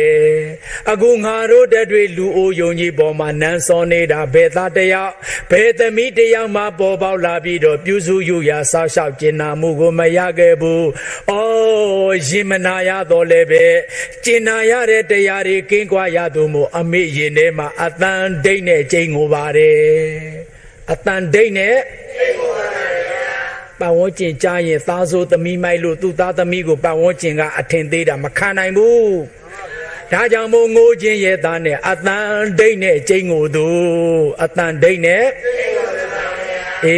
ဒါကြောင့်မို့တို့သားသမီးတွေရဲ့ရင်မာထားတဲ့အကျဉ်းနာတရားကိုတုတ်ပြန်ပြီးတော့မပေးသက်ဘူးလားအခုကြည်တန်းစေယုံကြီးလည်းဖြစ်သွားခဲ့ပြီအခုလူအိုယုံကြီးကမဖြစ်ဘူးလားရှင်မရဲ့ဗာတနိုင်ပါလေလေအဲ့တော့တို့တရားနဲ့ဖြေမယ်နော်တဲ့ဘာနဲ့ဖြေမှာလဲအဲ့တော့ဒီတပတ်ရှင်မနေလေးတရားစခန်းဖွက်တယ်တဲ့အဲ့တော့မိမမင်းဝင်ကွာဒီတပတ်နောက်တပတ်ငါဝင်မယ်တော့မဟာစီမိုးကုတ်တရားတွေကိုဝင်ပြီးတော့ဟောအိမ်ဥခန်းမှာအဖိုးနဲ့အဖွာတရားဘာဝနာပွားများတော့ဟောဟိုတုန်းကသားတို့သမီးတို့မင်းတို့ကိုလိုလေသေးမရှိအောင်ထားခဲ့တဲ့ဟောဒီအင်ကြီးဟာအခုတော့တရားရိပ်သာဖြစ်ပါပြီတရားအထုတ်တဲ့နေရာမို့ပါရိပ်သာဖြစ်ပြီဒါပေမဲ့လို့လည်းပဲနော်ဝင်လေသည်ထွက်လေသည်မှတ်လည်းမမိဘူးဖောင်းတဲ့ပိန်တဲ့မှတ်လည်းမထိဘူးနော်ခန္ဓာကိုကြည့်တယ်မမြင်ဘူးမြင်နေရတာကသားသမီးတွေကိုပါမျက်လုံးကိုစုံမိပြီးတော့ခန္ဓာကိုကြည့်ပါတော့လည်းပဲအရှိခန္ဓာကိုမမြင်ဘဲနဲ့သားသမီးတွေရဲ့မျက်နာသာပေါ်ပြီးတော့နေတယ်ဒါကြောင့်မို့ဖယားရှိမှထိုင်ပြီးတော့ခန္ဓာကိုကြည့်နေတာမဟုတ်ဘူးသမီးကိုလွမ်းနေသားကိုလွမ်းနေရပါတယ်အမေတို့အဖေတို့ရဲ့အိမ်ဟာအခုတော့အလွမ်းအိမ်အလွမ်းသေးတွေနေရတာမို့အလွမ်းအိမ်ဖြစ်ပါပြီအလွမ်းတွေကိုသေဆောင်နေသူမို့ဘာအိမ်လဲအလွမ်းသေးငါသားလေးတွေနေမှာကောင်းရဲ့လားငါသမီးတွေကျမ်းမာပါစားငါမြည်လေးကျမ်းမာပါစေရဲ့လို့ဆုတောင်းပြီးတော့သားသမီးတွေအတွေ့ရင်မှာဖြစ်တဲ့တောကတွေကိုသေဆောင်အပူတွေကိုသေဆောင်နေရသူမို့သားရဲ့အမေဟာအပူသေးသမီးရဲ့အဖေဟာအပူသေးပါရဲ့လို့နော်လူတကားအလဲမှာအဖေပြောမထွက်ဘူးသမီးရဲ့သမီးတို့ကိုအပြစ်မြင်မယ်လေနော်အပူသေးတဲ့မိဘဆိုတာဘာသေးတွေလဲတက္ကမကြီးတို့ကဒီနေ့တနင်္ဂနွေရုံပိတ်တဲ့ရုပ်ရှင်ကြည့်မယ်ဗီဒီယိုကြည့်မယ်ကြည့်နော်ပတ်ဝန်းကျင်ကိုအလဲသွားမယ်နော်ဟိုပါပဲလေတန်လျင်မှာရှိတဲ့ပါလေတိုင်းရင်သားရွာသွားမယ်ပန်းချံသွားမယ်ပေါ့ကြည့်တယ်မိဘတွေကဘာကြည့်မမြင်ဘူးသူတို့မျက်စိထဲမှာအချိန်ပြည့်မြင်နေမိတာကသားနဲ့သမီးကိုအမြဲမြင်နေတာပါလေတယံတခါသားနဲ့ကွာကသမီးနဲ့ကွာကသားမမျက်စိနှလုံးရှိပြီမျက်လုံးထဲမှာအမြဲမြင်နေတာသားသမီးရဲ့ပုံရိပ်နှလုံးသားထဲမှာအမြဲတွေးနေတာသူတို့အကြောင်းသားသမီးအကြောင်းပဲတို့ကတော့လေကိုကောင်မလေးအကြောင်းငါကောင်မလေးနဲ့ဘယ်မှာချိန်ဘယ်မှာတွေးဟောငါကောင်လေးနဲ့ဘယ်မှာတွေးသူ့အကြောင်းပဲစဉ်းစားနေတယ်မိဘကတော့သားသမီးအကြောင်းပဲယင်ထဲမှာရှိတယ်နော်သားမမျက်စိနှလုံးရှိ၍မျက်လုံးထဲမှာနှလုံးသားထဲမှာဒါကြောင့်သားသမီးတွေအတွက်ပူနေရတာမို့အပူသေးသားသမီးတွေကိုစက္ကန့်တိုင်းမှာလွမ်းနေရတာမို့အလွမ်းသေးဘာသေးတွေလဲအိုးတရားရိပ်သာဖြစ်ပါပြီနော်ဖယားရှိမှထိုင်ပြီးတော့လွမ်းလဲရတဲ့အလွမ်းဒီမပြေနိုင်ဘူးပြေရဲ့လား မဝနိုင်တဲ့အချစ်တွေလေအစင်းကြောင့်မရှိဘူးနော်ဒဏ်ရာမရှိဘူးနော်ငယ်ချစ်ဦးကိုဗျာဘာချစ်ဦးလဲဦးစင်းလေးဒီတရားကောင်းစီကိုငယ်ချစ်ဦးလို့တောင်နာမည်ပေးချင်တာနော်နည်းနည်းလေးနှုတ်သွားမှာဆိုလို့အဓိပ္ပာယ်သိရင်တော့မနှုတ်ဘူးပေါ့နော်မသိတဲ့လူကများတိတ်ွယ်ကောက်ကင်လိုက်ရင်ငယ်ချစ်ဦးဆိုတော့အရန်နှုတ်သွားမယ်တစ်မျိုးဖြစ်သွားနိုင်တယ်နော်အဓိပ္ပာယ်သိရင်တော့ငယ်ချစ်ဦးဆိုတာသူများလားမိဘနှစ်ပါးလားနော်ဒါကြောင့်မို့သားတို့သမီးတို့အခုတော့တရားရိပ်သာဖြစ်ပြန်ပြီအမေတို့ဖေတို့အိမ်ဟာလေဒီလိုနဲ့သားရဲ့နော်အမေတို့ဖေတို့နောက်ဆုံးတနေ့မှာသေဆုံးရပါပြီသေဆုံးတယ်ဆိုတော့မင်္ဂလာဥကတင်လေးကိုဆွဲထုတ်အိမ်အလေမှာထားအလောင်းနေပြင်နော်အဲ့ဒီတော့ဘုန်းကြီးတွေကကြွာလာပြီးတော့တရဏဂုံတင်ဩသားတို့ပြောခဲ့တယ်သမီးတို့မြူခဲ့တယ်ဟောဒီအိမ်ကြီးဟာအခုတော့အတုပဇယဖြစ်ပါပြီနောက်ဆုံးပါဖြစ်သွားလဲဖြစ်သွားပြီအဲ့ဒီခါမှာသားတွေကလာပြီးတော့ငိုသမီးတို့ကလာပြီးတော့ငိုလိုက်မယ်ငိုတယ်ပြီးတော့ဧည့်သည်တွေနဲ့ကားတန်းကြီးနဲ့ဟိုးရေဝေးသုတ်တန်ကိုပို့ပြီးတော့မီးရှို့မယ်အဲ့ဒီတော့မီးရှို့ပြီးတဲ့အခါမှာသားတို့သမီးတို့ဒီအိမ်ကြီးကိုပြန်လာမယ်ဒီအိမ်ကြီးကိုလာပြီးတော့သမီးကဗီဒီယိုကိုဖွက်မယ်သားကသက်တာကိုဖွက်မယ်ရှာကြပြီပေါ့အိမ်ကရန်အိမ်စာချုပ်ဘယ်မှာလဲအမေလက်ဝတ်တန်းစာတွေဘယ်မှာလဲအဖေဖက်ကပိုင်ဆိုင်တဲ့ပစ္စည်းတွေဘာလဲစာချုပ်စာတမ်းတွေရှာကြမယ်ပေါ့နော်ရှာပြီးတဲ့ခါကျတော့ဟောဒီအိမ်ကြီးကိုရောင်းမယ်ရောင်းပြီးတော့ခွဲဝေယူကြမယ်နော်နောက်ဆုံးဒီအိမ်ကြီးကအကုန်လုံးစောခွာသွားလိမ့်မယ်ဒီအိမ်ကြီးကအကုန်လုံးပါလေမိုးရမမှန်အားနဲ့ပြန်လွှားဖို့အသက်ပြင်း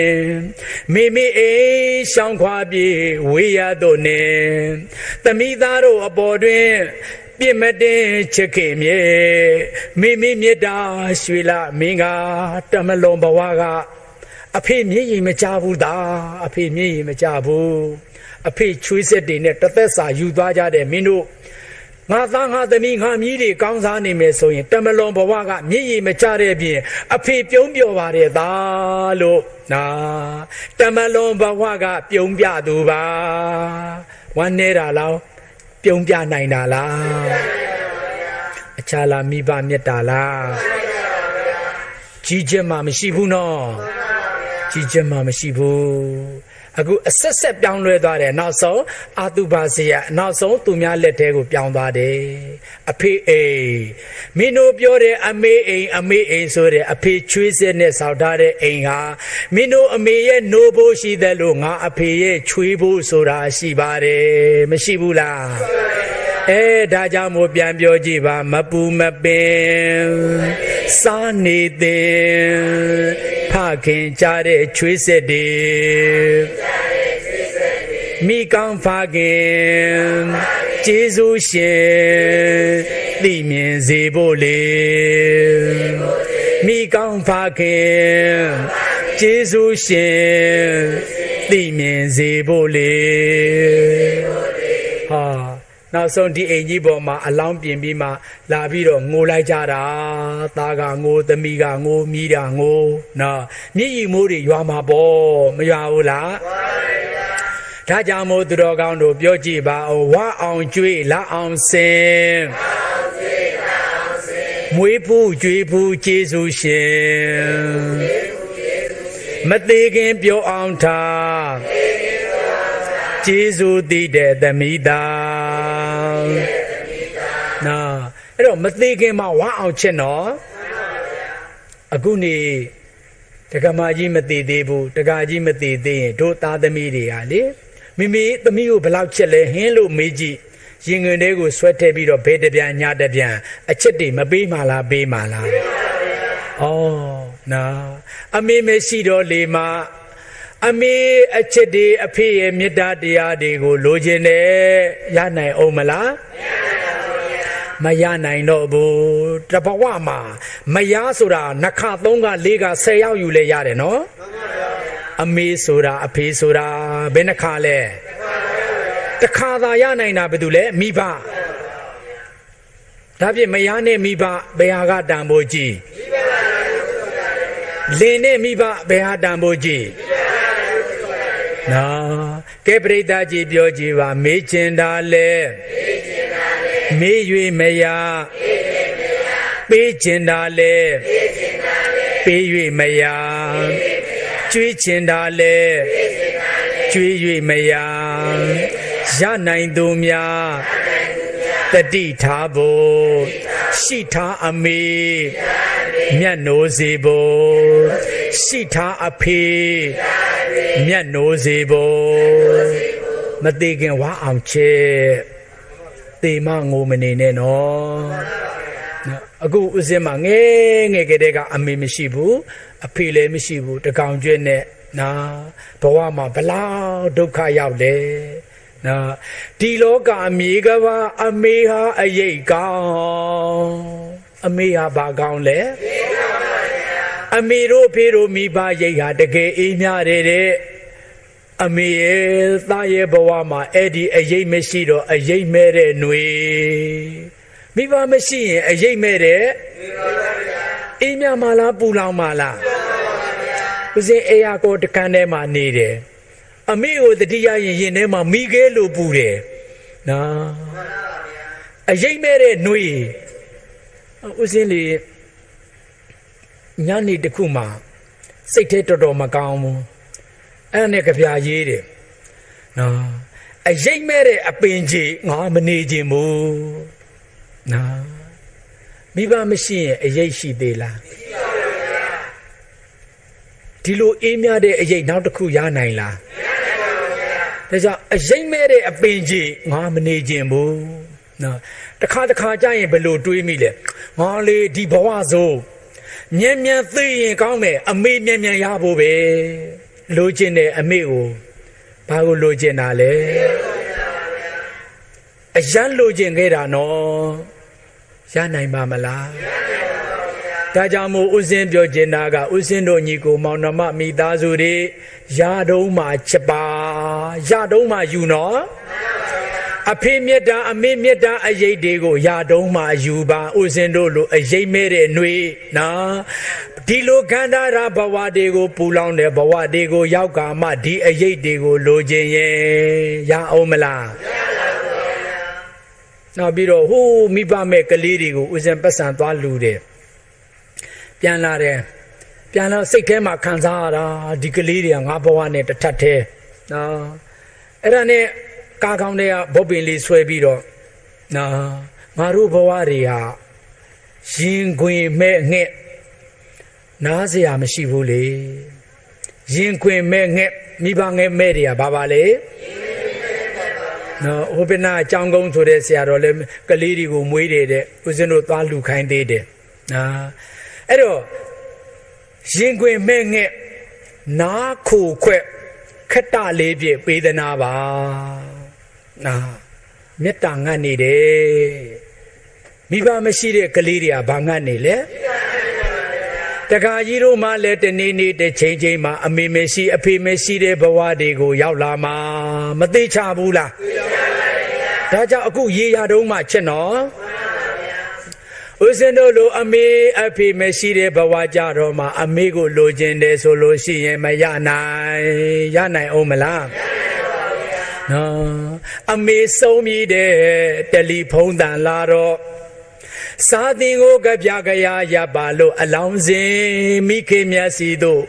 ဦးချလို့ရောက်ခဲ့ပါမကြသေးမီကသူ့မြေတွေကိုယ်တိုင်ချီလို့ကော်ဖီကိုဖြောကတိုက်စင်မှာမူမေကအမေလဲသည်ဟုကြည်ကွဲဖွဲဒီစကားကိုလားဖခင်အိုးမြည်ရည်များရဲ့နဲ့ပြောကြခဲ့ရာရွာပြန်လျင်အမေကြိုးလို့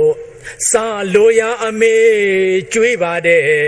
အေးမြတဲ့မိမြတ်တာခုခါမှာတော့ပြောင်းဆုံးတို့လေလေအမေသားဒီလိုဖြစ်မှာပေါ့ တို့လေလေအမေသားဒီလိုဖြေမပေါ်ဒီရမြေမြန်ဒေသာစီကဒီရမြေမြန်ဒေသာစီကမွေမေမေဟုသမျှကိုလားမွေမိခင်ထင်ကမတ်မဲ့ပေါ်သာလူပေစိတ်ဖြေတွေးလို့ရဲ့အမေရဲ့ဆွေရိတ်ကိုဖို့နေညိုချင်းညနေချမ်းအမေကိုလွမ်းတိုင်းဒီကပြားလေးကိုရော့ရင်လေမိုးဖွဲမိုးဆက်ပါးပြင်ထစ်ဆိုငုံမိသလားခြားနာမကွဲရင်ထဲဆိုမြိုက်လေပြင်းတိုက်တယ်ရင်ထဲမှာမုန်တိုင်းပဲမခံစားနိုင်ဘူးအမေကိုအဖေမြတ်တာတရားတွေကိုနော်အခုသူတော်ကောင်းတို့ယာတုံးယူဖို့ပါနော်တခါတုန်းကအမေရိကန်မှာဖြစ်ပါလိမ့်မယ်ကြာတော်ရေးတယ်တထေးကြီးတွေကမိဘမဲ့ကလေးတွေကိုမွေးစားတဲ့မွေးစားတော့အိမ်မှာထားခဲ့ရင်လည်းပစ္စည်းခိုးပြင်းရင်ဒီဂျယ်လီဘီတခိုးလေးတွေဒုက္ခရောက်မယ်ခေါ်သွားရင်တော့ပျော်ပွဲစားသွားခေါ်သွားရင်တော့အိုးတို့မြင့်မောက်မှာဆိုတော့ပြဿနာမရှိနိုင်ဘူးပေါ့ခေါ်သွားတာပဲကောင်းတယ်ဆိုခေါ်သွားတယ်အဲ့တော့သူတို့ရဲ့တရားရေးပေါ်မှာတခါတည်းမြစ်ခင်းမြော်ပေါ်မှာပျော်ပွဲတွေစာတီးကြမုန်းကြကားကြခုံကြတထေးသားလေးကတရားပေါ်ကရေဆော့တော့ချော်ကြပြီးတော့ရေတဲကိုမျောပါအဲ့တော့ခုနကဆင်းရဲသားမိဘမဲ့ကလေးကဒိုင်မင်ထိုးပြီးတော့ရေတဲမှာလိုက်ဆဲတာနော်ဆောင်းကြပဲဆောင်းဆိုတော့အရန်ချမ်းခဲ့တာပေါ့အဲ့တော့ရေကလည်းချမ်းအေးချမ်းတဲ့ຢာသည်အဲ့ဒီထဲမှာဒီကလေးကိုအမရအရလိုက်ဆဲတယ်လူကြီးတွေသိတဲ့အချိန်ကျတော့ကလေးကိုခုနကမိဘမဲ့ကလေးလေးကပခုံးပေါ်မှာထမ်းပြီးတော့ကမ်းပေါ်ကိုခေါ်ခဲ့ပြီအဲ့ဒီခါကျမှအမလီမီဒီဖီဒီကသွားပြီးတော့ပွေယူပြီးတော့လေအမလီငါသားလေးနဲ့နေကြနဲ့ပြူစုကြလူကြလိန်ကြထွေးကြနှွေးကြပေါ့လေမိဘတို့ရဲ့မေတ္တာအကျဉ်းနာဂယုစိုက်တာတွေကိုမရဘူးလားရတာပေါ့နော်ဝိုင်းပြီးတော့ဦးကြီးဦးလေးအတော်တွေရောပြူစုကြတယ်ဒါပေမဲ့ဟိုမှာဘောင်းဘီတိုလေးနဲ့ရေဆိုးပြီးတော့ခက်ခိုက်တုံအောင်နှကန်းလေးပြားပြီးတော့မေးစီရိုက်နေတယ်ချမ်းနေတယ်သူကြတော့လေတရားမှလက်ကြည့်ဖို့မရဘူးပဲတထေးသားလေးစီမှာဝိုင်းအုံနေတယ်နော်မပြီအိုးကိုဖြိပြီအိုးကိုလေရန်စီနော်သူစေတနာလွမ်းပြေပါသည်နှွေမှာစီတော်စမ်းပဲအကယ်၍များဒီလိုအမေမြတ်တာငတ်နေတဲ့ကလေးတယောက်ရဲ့အပေါ်မှာတယောက်ရောက်သောပုဂ္ဂိုလ်ကအမေနဲ့တူတဲ့ပုဂ္ဂိုလ်ကအမေရဲ့မြတ်တာမျိုးအဖေနဲ့တူတဲ့ပုဂ္ဂိုလ်ကအဖေရဲ့မြတ်တာမျိုးကိုပေးခဲ့မယ်ဆိုရင်နှွေမှာစီးသောစမ်းတို့ဒီနှွေမှာစီးတဲ့စမ်းပဲမအေးမြဘူးလားအခုတော့တထေးသားလေးကိုတော့အမလီတခါတည်းဝိုင်းဝိုင်းကိုလဲနေတယ်ပုဂ္ဂလေးလေးကိုတယောက်မှလဲမကြည့်ဘူးနောက်မှခေါင်းဆောင်လုပ်တဲ့ပုဂ္ဂိုလ်တထေးသားလေးကြမ်းမှသွားပြီဆိုမှဒီကလေးမဆိုးဘူးပဲနော်မင်းကတို့စုချမယ်ဆိုပြီးတော့အုတ်ထုတ်ချော့ပြီးတော့အလူခံတယ်ပေါ့ဆိုလိုတာကဝိုင်းထဲကြတာဒေါ်လာတွေအများကြီးအုတ်ထုတ်တစ်လုံးအဲ့တော့သွားပေးတယ်ကလေးကြောတဲ့မင်းမဟုတ်ဖို့တဲ့နော်သွားပြီးတော့ကလေးကဇက်တုံးနေတယ်ဟင်းနဲ့ကျွန်တော်ဒါမလို့ခြင်းဘူးတဲ့ယူပါကွာမင်းကလည်းမင်းတသက်ရှာလို့ရတာမှမဟုတ်ပဲယူလာရော့ပေးတယ်ကျွန်တော်ဒါမလို့ခြင်းဘူးတဲ့အောင်မကြီးကျယ်နဲ့မင်းဒါမလို့ခြင်းရင်ဘာလို့ခြင်းလို့လဲနော်အဲ့ဒီလိုမေးတော့ဦးလေးရဲ့ကျွန်တော်လိုချင်တာပြောလို့ဖြစ်မလားဖြစ်တယ်ပြောကြည့်နော်ဒီလိုဆိုရင်ကျွန်တော်ပြောပါမယ်ဦးလေးရဲ့နော်ဟောကိုကတထေးသားလေးရလဲပဲအသွေးနဲ့အသားနဲ့ပါကျွန်တော်ကလည်းအသွေးနဲ့သားနဲ့လူတယောက်ပါဦးလေးရဲ့ရေတောင်းတဲ့ကိုကြာချမ်းစီရခဲ့ရတာလဲနှစ်ယောက်အတူတူပါပဲကျွန်တော်ကတော့ထမ်းခဲ့ရသူပါနော်ဒါကြောင့်မို့ဒုက္ခရောက်သူနှစ်ယောက်အတူတူဖြစ်ပါလေရဲ့ကဲနဲ့အမေတို့ဖေတို့ဦးကြီးဦးလေးတို့ကသူ့အပေါ်မှာတော့မေတ္တာအကျဉ်းတရားတွေကိုပေးတယ်ကျွန်တော်ကိုတော့စက္ကူတွေကိုပေးတယ်ဦးလေးတို့သိရဲဆက်ပါတယ်သူ့ကြတော့စက္ကူတွေပေးတယ်ဟိုတထေးသားလေးကြတော့မေတ္တာကိုပေးတယ်လူတွေမတရားဘူးဗျာနော်တကယ်ဆိုရင်လူသားချင်းစာနာထောက်ထားရင်ကိုယ်လည်းမေတ္တာလေးတော့ပေးသက်တာပေါ့ဒါကြောင့်ဦးလေးရဲ့ကျွန်တော်လိုချင်တာကိုပြောရမယ်ဆိုရင်ကျွန်တော်ဒီစက်ကူတွေကိုမလိုချင်ဘူးဦးလေးရဲ့ ကျွန်တော်ကိုအမေနဲ့တူတဲ့အမေတယောက်ကနေပြီးတော့နော်အဖေနဲ့တူတဲ့အဖေတယောက်ကအမေရဲ့မေတ္တာတရားတွေအဖေရဲ့အကျဉ်းတရားတွေကိုပဲကျွန်တော်လိုချင်တယ်ကျွန်တော်မိဘမေတ္တာကိုလိုချင်တယ်ဒီစက်ကူတွေကိုကျွန်တော်မယူပါရစေနဲ့ကျွန်တော်ကိုတနာရင်မေတ္တာပေးပါတဲ့ဘာတောင်းတာလဲအေးငတ်ပြီနော်မိဘမရှိတော့ဘာငတ်နေပြီလဲအခုကလေးတွေတောင်းစားလို့တောင်းမနေရဘူးလားအေးဥစဉ်တို့လိုမိဘမဲ့ဘဝတွေဟာမေတ္တာငတ်နေသူမို့တောင်းရမှလည်းမရှိငိုရမှလည်းမရှိဘူးနော်အမေမေတ္တာကိုသာရမယ်ဆိုလို့ရှိရင်ဘာကိုပဲပေးစရသည်ဖြစ်ပါစေအရာရာကိုပေးစသွားမယ်မေတ္တာကိုပေးပါမိဘမေတ္တာပေးပါဗာမေတ္တာကိုလည်းကဲပြောကြည့်ပါမေတ္တာရင်တဲ့ရှိသေးလေနည်းနည်းပေးကြပါဘာကိုတောင်းတာလဲအမေရှိရင်တောင်းเสียလိုလားအမေရှိရင်သားရဲ့မသိငယ်စံပါနဲ့ဟောဒီမှာလိုသလားနော်အမေရင်ထဲမှာငါသားကြီးလိုချင်တယ်မေတ္တာတရားတွေရှိတယ်သားရဲ့ရော့နော်အဖေရင်ထဲမှာအကျဉ်းတရားတွေရှိတယ်ရောလို့ပေးနိုင်လိမ့်မယ်ဩမိဘမရှိဘူးဆိုတော့မေတ္တာကိုမရနိုင်ရအောင်မလားအဲ့ဒီခါကျတော့လူများအမေတွေကိုလေကိုကလည်းသွားပြီးတော့အမေအမိုးမေတော်ကြီးသွားခေါ်ရတယ်လေကို့အမေမဟုတ်တဲ့သူကိုအမေလို့ခေါ်ရတော့တချို့လည်းမကြိုက်ဘူးဗျာနော်တချို့ကလည်းမကြိုက်ဘူးနော်မတတိတဲ့မျက်လုံးမျိုးနဲ့ကြည့်ရင်ကျုပ်ရင်ကွဲမတက်ခံစားရတယ်ဗျာတခါတလေများဥစဉ်လေအဘောတက္ကမကြီးတရားကိုသူတို့ကအတော်လို့ဝိုင်းခေါ်တော့ဥစဉ်ကလည်းအရန်လေးစားတဲ့တက္ကမကြီးအတော်လို့တန်ရောင်ရောပြီးတော့လိုက်ခေါ်တယ်ခေါ်တော့သူ့အကိုလှုပ်တဲ့လူကပြောတယ်ဘာလို့ခေါ်တာလဲဥစဉ်ကိုမတတိတဲ့အစတိနဲ့ကြည်တာပေါ့လေဩသူတို့ရဲ့ဘဝမှာ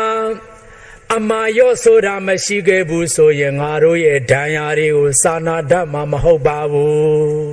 ကို့မှာအမာရော့မရှိသေးသမျှသူများရဲ့ဒဏ်ရာကိုစာနာတတ်မှာမဟုတ်ဘူးကိုယ်တိုင်မိဘမဲ့ဘဝကိုရောက်ခဲ့မဲ့ဆိုရင်မိဘမဲ့ဖြစ်နေတဲ့ဥစဉ်တို့လိုဘဝတွေကိုစာနာတတ်လိမ့်မယ်အဲ့လိုဆိုရင်အမေမေတော်ကြီးလို့တနေ့ဟိုတက္ကမကြီးကလေဥစဉ်ကိုနော်ငါသားကြီးလို့ပြောလိုက်တယ်ဟိုဥစဉ်ဟိုဘက်ဝါချောင်းလေးပေါ်မှာလာပြောတယ်နာငါသားကြီးတဲ့အဲ့လိုပြောလိုက်တာလေချစ်ချင်းဥစဉ်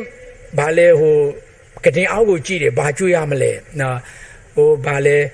ဘရင်းကြက်ပေါင်းလားပေးစရာလည်းမရှိဘူးအဲ့ဒီဟိုဘာလဲဂျင်စင်းနဲ့လုပ်တဲ့ဘရင်းကြက်ပေါင်းကိုပေးတယ်မုတ်တီကိုပေးတယ်သားလို့ခေါ်လိုက်တာနဲ့အကုန်ပေးချင်တော့တာပဲနော်အဲ့ဒါကြောင့်မို့လို့တက္ကကြီးတို့နော်အရာရာကိုပေးစလို့မိဘမေတ္တာမျိုးကိုရခဲ့မယ်ဆိုရင်အချိန်မရွေးပေးစဖို့အစဉ်သက်ပါအခုတော့ကို့မှာအမေအဖေမရှိတဲ့အချိန်ရောက်ကမှသူများရဲ့မိဘတွေကိုအမေရဲ့အမိုးရဲ့လို့ခေါ်ရတဲ့ခါကျတော့ခွက်ကနဲ့မူရပြီဘာနဲ့မူရပြီလဲသင်္ဃာဆရာတော်ရေးတယ်လေအယက်သမားအယက်တောက်တယ်ပလင်းကိုခြုံတဲ့ပြက်တက်ခဲ့တယ်နောက်နေ့တောက်ချင်တယ်ပတ်စံမရှိတော့ပလင်းကိုပြန်ကောက်ပလင်းလေးကိုရေးတဲ့အနှက်ကလေးနဲ့ဆိုတော့ခွက်ကတ်နဲ့မူတာပေါ့ပလင်းလေးကိုရေးတဲ့ခွက်ကတ်နဲ့မူရတယ်အေးတခါကြီးတို့တခါမကြီးတို့မှာအမေဆိုတာမရှိတဲ့တနေ့အဖေဆိုတာမရှိတဲ့တနေ့မိဘမဲတဲ့တနေ့ကိုရောက်လာရင်ဥစဉ်တို့လိုခွက်ကတ်နဲ့မူရပါလိမ့်မယ်အဲ့ဒီခါကျမှနောင်တဆိုရင်နောက်ကျသွားပါပြီအခုနေဝါအောင်ချက်ပါနော်ဟိုတင်းအုပ်ဆရာကြီးကပြောတယ်သမီးတဲ့မနေ့ပြန်ခရစ်စမတ်နေ့တဲ့နော်သမီးဘာလဲဆောင်လိုချင်လဲတဲ့ပြောတဲ့ဆရာတဲ့သမီးတောင်းရင်ပေးမှာလားပေးမှာပေါ့တဲ့သမီးပြောပါဒါဆိုသမီးတောင်းမရစေဆရာရဲ့နော်သမီးလေဟိုအယုတ်တွေကိုမလိုချင်ဘူးဆရာရဲ့ဒါဖြစ်သမီးကဘာလိုချင်လဲဆရာရဲ့သမီးကိုလေအဖေနဲ့တူတဲ့အဖေတယောက်ကအမေနဲ့တူတဲ့အမေတယောက်ကသမီးကိုပွေချီပါပြီးတော့လေသမီးရဲ့ပါလေးကိုဘယ်တပြားညာတပြားနှမ်းလိုက်တာလေးကိုသမီးလိုချင်တယ်သမီးကိုအဲ့ဒါပေးပါ လို့မတောင်းဘူးလားမေတ္တာငတ်နေတယ်လေမငတ်နေလေဘာစားစားမဝတော့ဘူးနော်အစားထိုးလို့ကိုရသေးလားဒါကြောင့်မို့သူတော်ကောင်းတို့ပြန်ပြောကြည့်ပါမေတ္တာရင်တဲ့ရှိသေးလေနည်းနည်းပေးကြပါအဲ့ဒါလို့တောင်းစားဘဝနဲ့တောင်းရတဲ့ဘဝဆိုတဲ့ကိုဘဝမှာရင်ကွဲမတတ်ပဲနော်ဒါကြောင့်မို့သူတော်ကောင်းတို့အခုလို့ဦးဇင်းတို့လိုအရေးမဲ့တဲ့ຫນွေဘဝကိုမရောက်ခြင်းမို့ဆိုလို့ရှိရင်အမေအိမ်ကိုသွားပါအမေကိုချစ်ပါ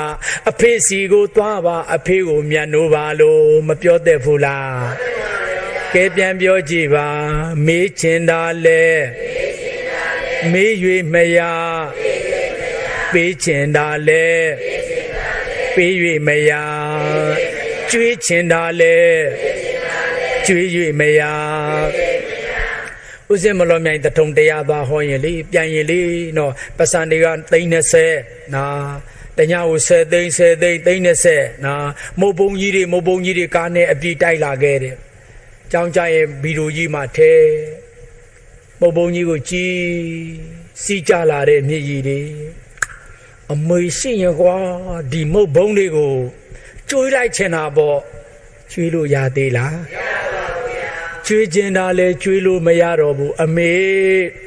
သားရဲ့အဖြစ်သားရဲ့ဘဝကိုအမေမြင်လဲပါအောင်အမေကြည့်လဲပါအောင်နော်ကျွေးချင်လဲကျွေးလို့ရသေးလားမရပါဘူးဗျာဒီပတ်စံတွေခေါင်းအောက်ထည့်ထားတဲ့အုံးကိုလွဲရောပဲဒါပေမဲ့အမေရှိရင်ရွှေချထားခြင်းနဲ့အခုတော့အမေမရှိတော့ဒီစက်ကူတွေအမေသားဘာလို့ရမှာလဲအမေမရှိတဲ့ဘဝနေမထီတဲ့ဘဝတွေကိုအမေကြည့်လဲပါအောင်ပြောပြီးမယ်လို့လည်းမပေါ်လားဘဝဆိုးဘာဆိုးတွေလဲဒီလိုဘဝဆိုးတွေဒီလိုအဖြစ်မျိုးတွေမရောက်ခင်မှာတကာကြီးတို့ကိုပြောလိုက်ခြင်းနဲ့ဝါအောင်ချပါဘယ်လိုလဲဝါအောင်ချပါနော်ဒါကြောင့်မို့ပြန်ပြောပါအောင်ကြွေးကျင်တာလဲကျွေး၍မရရနိုင်သူများတတိထားဖို့ရှိထားအမေမြတ်နိုးစီဖို့ရှိထားအဖေမြတ်နိုးစီဖို့ဒီလိုဆိုရင်မသေးခင်ဝါအောင်ချလိုက်ပါလို့နောက်ဆုံးပြောချင်ပါတယ်နော်ကဲဒီလိုဆိုရင်ဥစဉ်တို့ဆွေးနွေးခဲ့တာလေးကိုပြန်ပြီးတော့ဏီကုန်း6ရောက်အောင်ပါပြန်ပြောကြည့်ပါရင်ခွင်ပြောမျိုးငယ်ချက်ဦးဆိုဖို့ခဲ့တာမိဘပါကြီးချက်ကိုတွေးငယ်ချက်မေစိမ့်ရည်တိမ်ရည်သွားကြပြီကြီးချက်ကိုတွေးတဲ့အချိန်မှာဘသူကိုမေ့ကိုတက္ကမကြီးသချင်းဆိုတာလေကျုပ်တကယ်ဝမ်းနေတယ်အမေအိမ်ကိုလည်းချက်သမီးမေထားခဲ့ပါတယ်သူဆိုထွက်တယ်နော်ကျုပ်ရင်နာလိုက်တာဗျာကြီးချက်ကိုတွေးတော့ဘသူကိုမေ့နေလဲဥစဉ်တို့တက္ကကြီးတွေတက္ကမကြီးတွေတော့မမေ့ပါနဲ့နော်ပြန်ပြောကြည့်ပါရင်ခွင်ပြောမျိုးငယ်ချက်ဦးဆိုဖို့ခဲ့တာမိဘပါကြီးချက်ကိုတွေးငယ်ချက်မေစိမ့်၍တိမ်၍သွားကြပြီနော်နောက်တစ်ခါဒုတိယပြောတာကဘာလဲဆိုရင်နော်မိကောင်းပြောကြည့်ပါမိကောင်းဖခင်ကျေးဇူးရှင်သိမြင်စေဖို့ပါမိကောင်းဖခင်ကျေးဇူးရှင်သိမြင်စေဖို့လေမိကောင်းဖခင်ကျေးဇူးရှင်ဘာဖြစ်လို့ဖကိုခင်ရတယ်လဲဆိုလို့ရှိရင်ကဲပြောကြည့်ပါမပူမပင်စားနေတဲ့ဖခင်ကြတဲ့ချွေးစက်တွေမပူမပင်စားနေတဲ့ဖခင်ကြတဲ့ချွေးစက်တွေမိခင်ဖခင်မိကောင်းဖခင်ကျေးဇူးရှင်သိမြင်စေဖို့လေ ဒေတုမာကံယနေ့ညချမိကောင်းဖခင်ကျေးဇူးရှင်ဟူသောတရားတော်ကိုနာယူကမတာပွားများကြကုန်သောသင်တရားနာပရိသတ်ပေါင်းသူတော်ကောင်းတို့သည်နေဒုခါဆာဆင်းရဲခတ်သိမ်းမှလည်းပဲကင်းငြိမ်းကြကုန်သည်ဟွန်တို့ဖြစ်ကြပါစေကုန်သတည်းနိဗ္ဗာန်ရာစာပိယခါသိမ်းမှလည်းကင်းငြိမ်းကြကုန်သည်ဟွန်တို့ဖြစ်ကြပါစေကုန်သတည်းနေသောကာစာသောကာခါသိမ်းမှလည်းပဲကင်းငြိမ်းကြကုန်သည်ဟွန်တို့ဖြစ်ကြပါစေကုန်သတည်းဟွန်တို့ယခုမြတ်စွာဘုရားရှင်ကိုရောမြတ်ကြီးသည်ဟောကြားတော်မူအပ်သောဘုကာရဘိကဝေမတာပိတရောဗုဒ္ဓနာအပဒကဘောဓကဣမတာလောကတဓာတ်တရောဟူသောပါဠိကိုဗမာလိုဒိဗ္ဗေဖွေဆိုကမိကောင်းဖခင်ကျေးဇူးရှင်သိမြင့်စေဖို့ပါဟူ၍အဓိပ္ပာယ်ဖွေဆိုကဟောကြားပြောကြားရခြင်းဒီဟုသောသစ္စာစကားနှင့်ပိုလောအားသောမေတ္တာတဲ့အရှိန်အဝါကြအချိန်မကြာကိုယ်စီကိုငါကိုဘဝရဲ့ငယ်ကျေဦးအထုမမေ့နိုင်အောင်ကြိုးစားပွားများအားထုတ်တော်မူနိုင်ကြပါစေကုန်သတည်း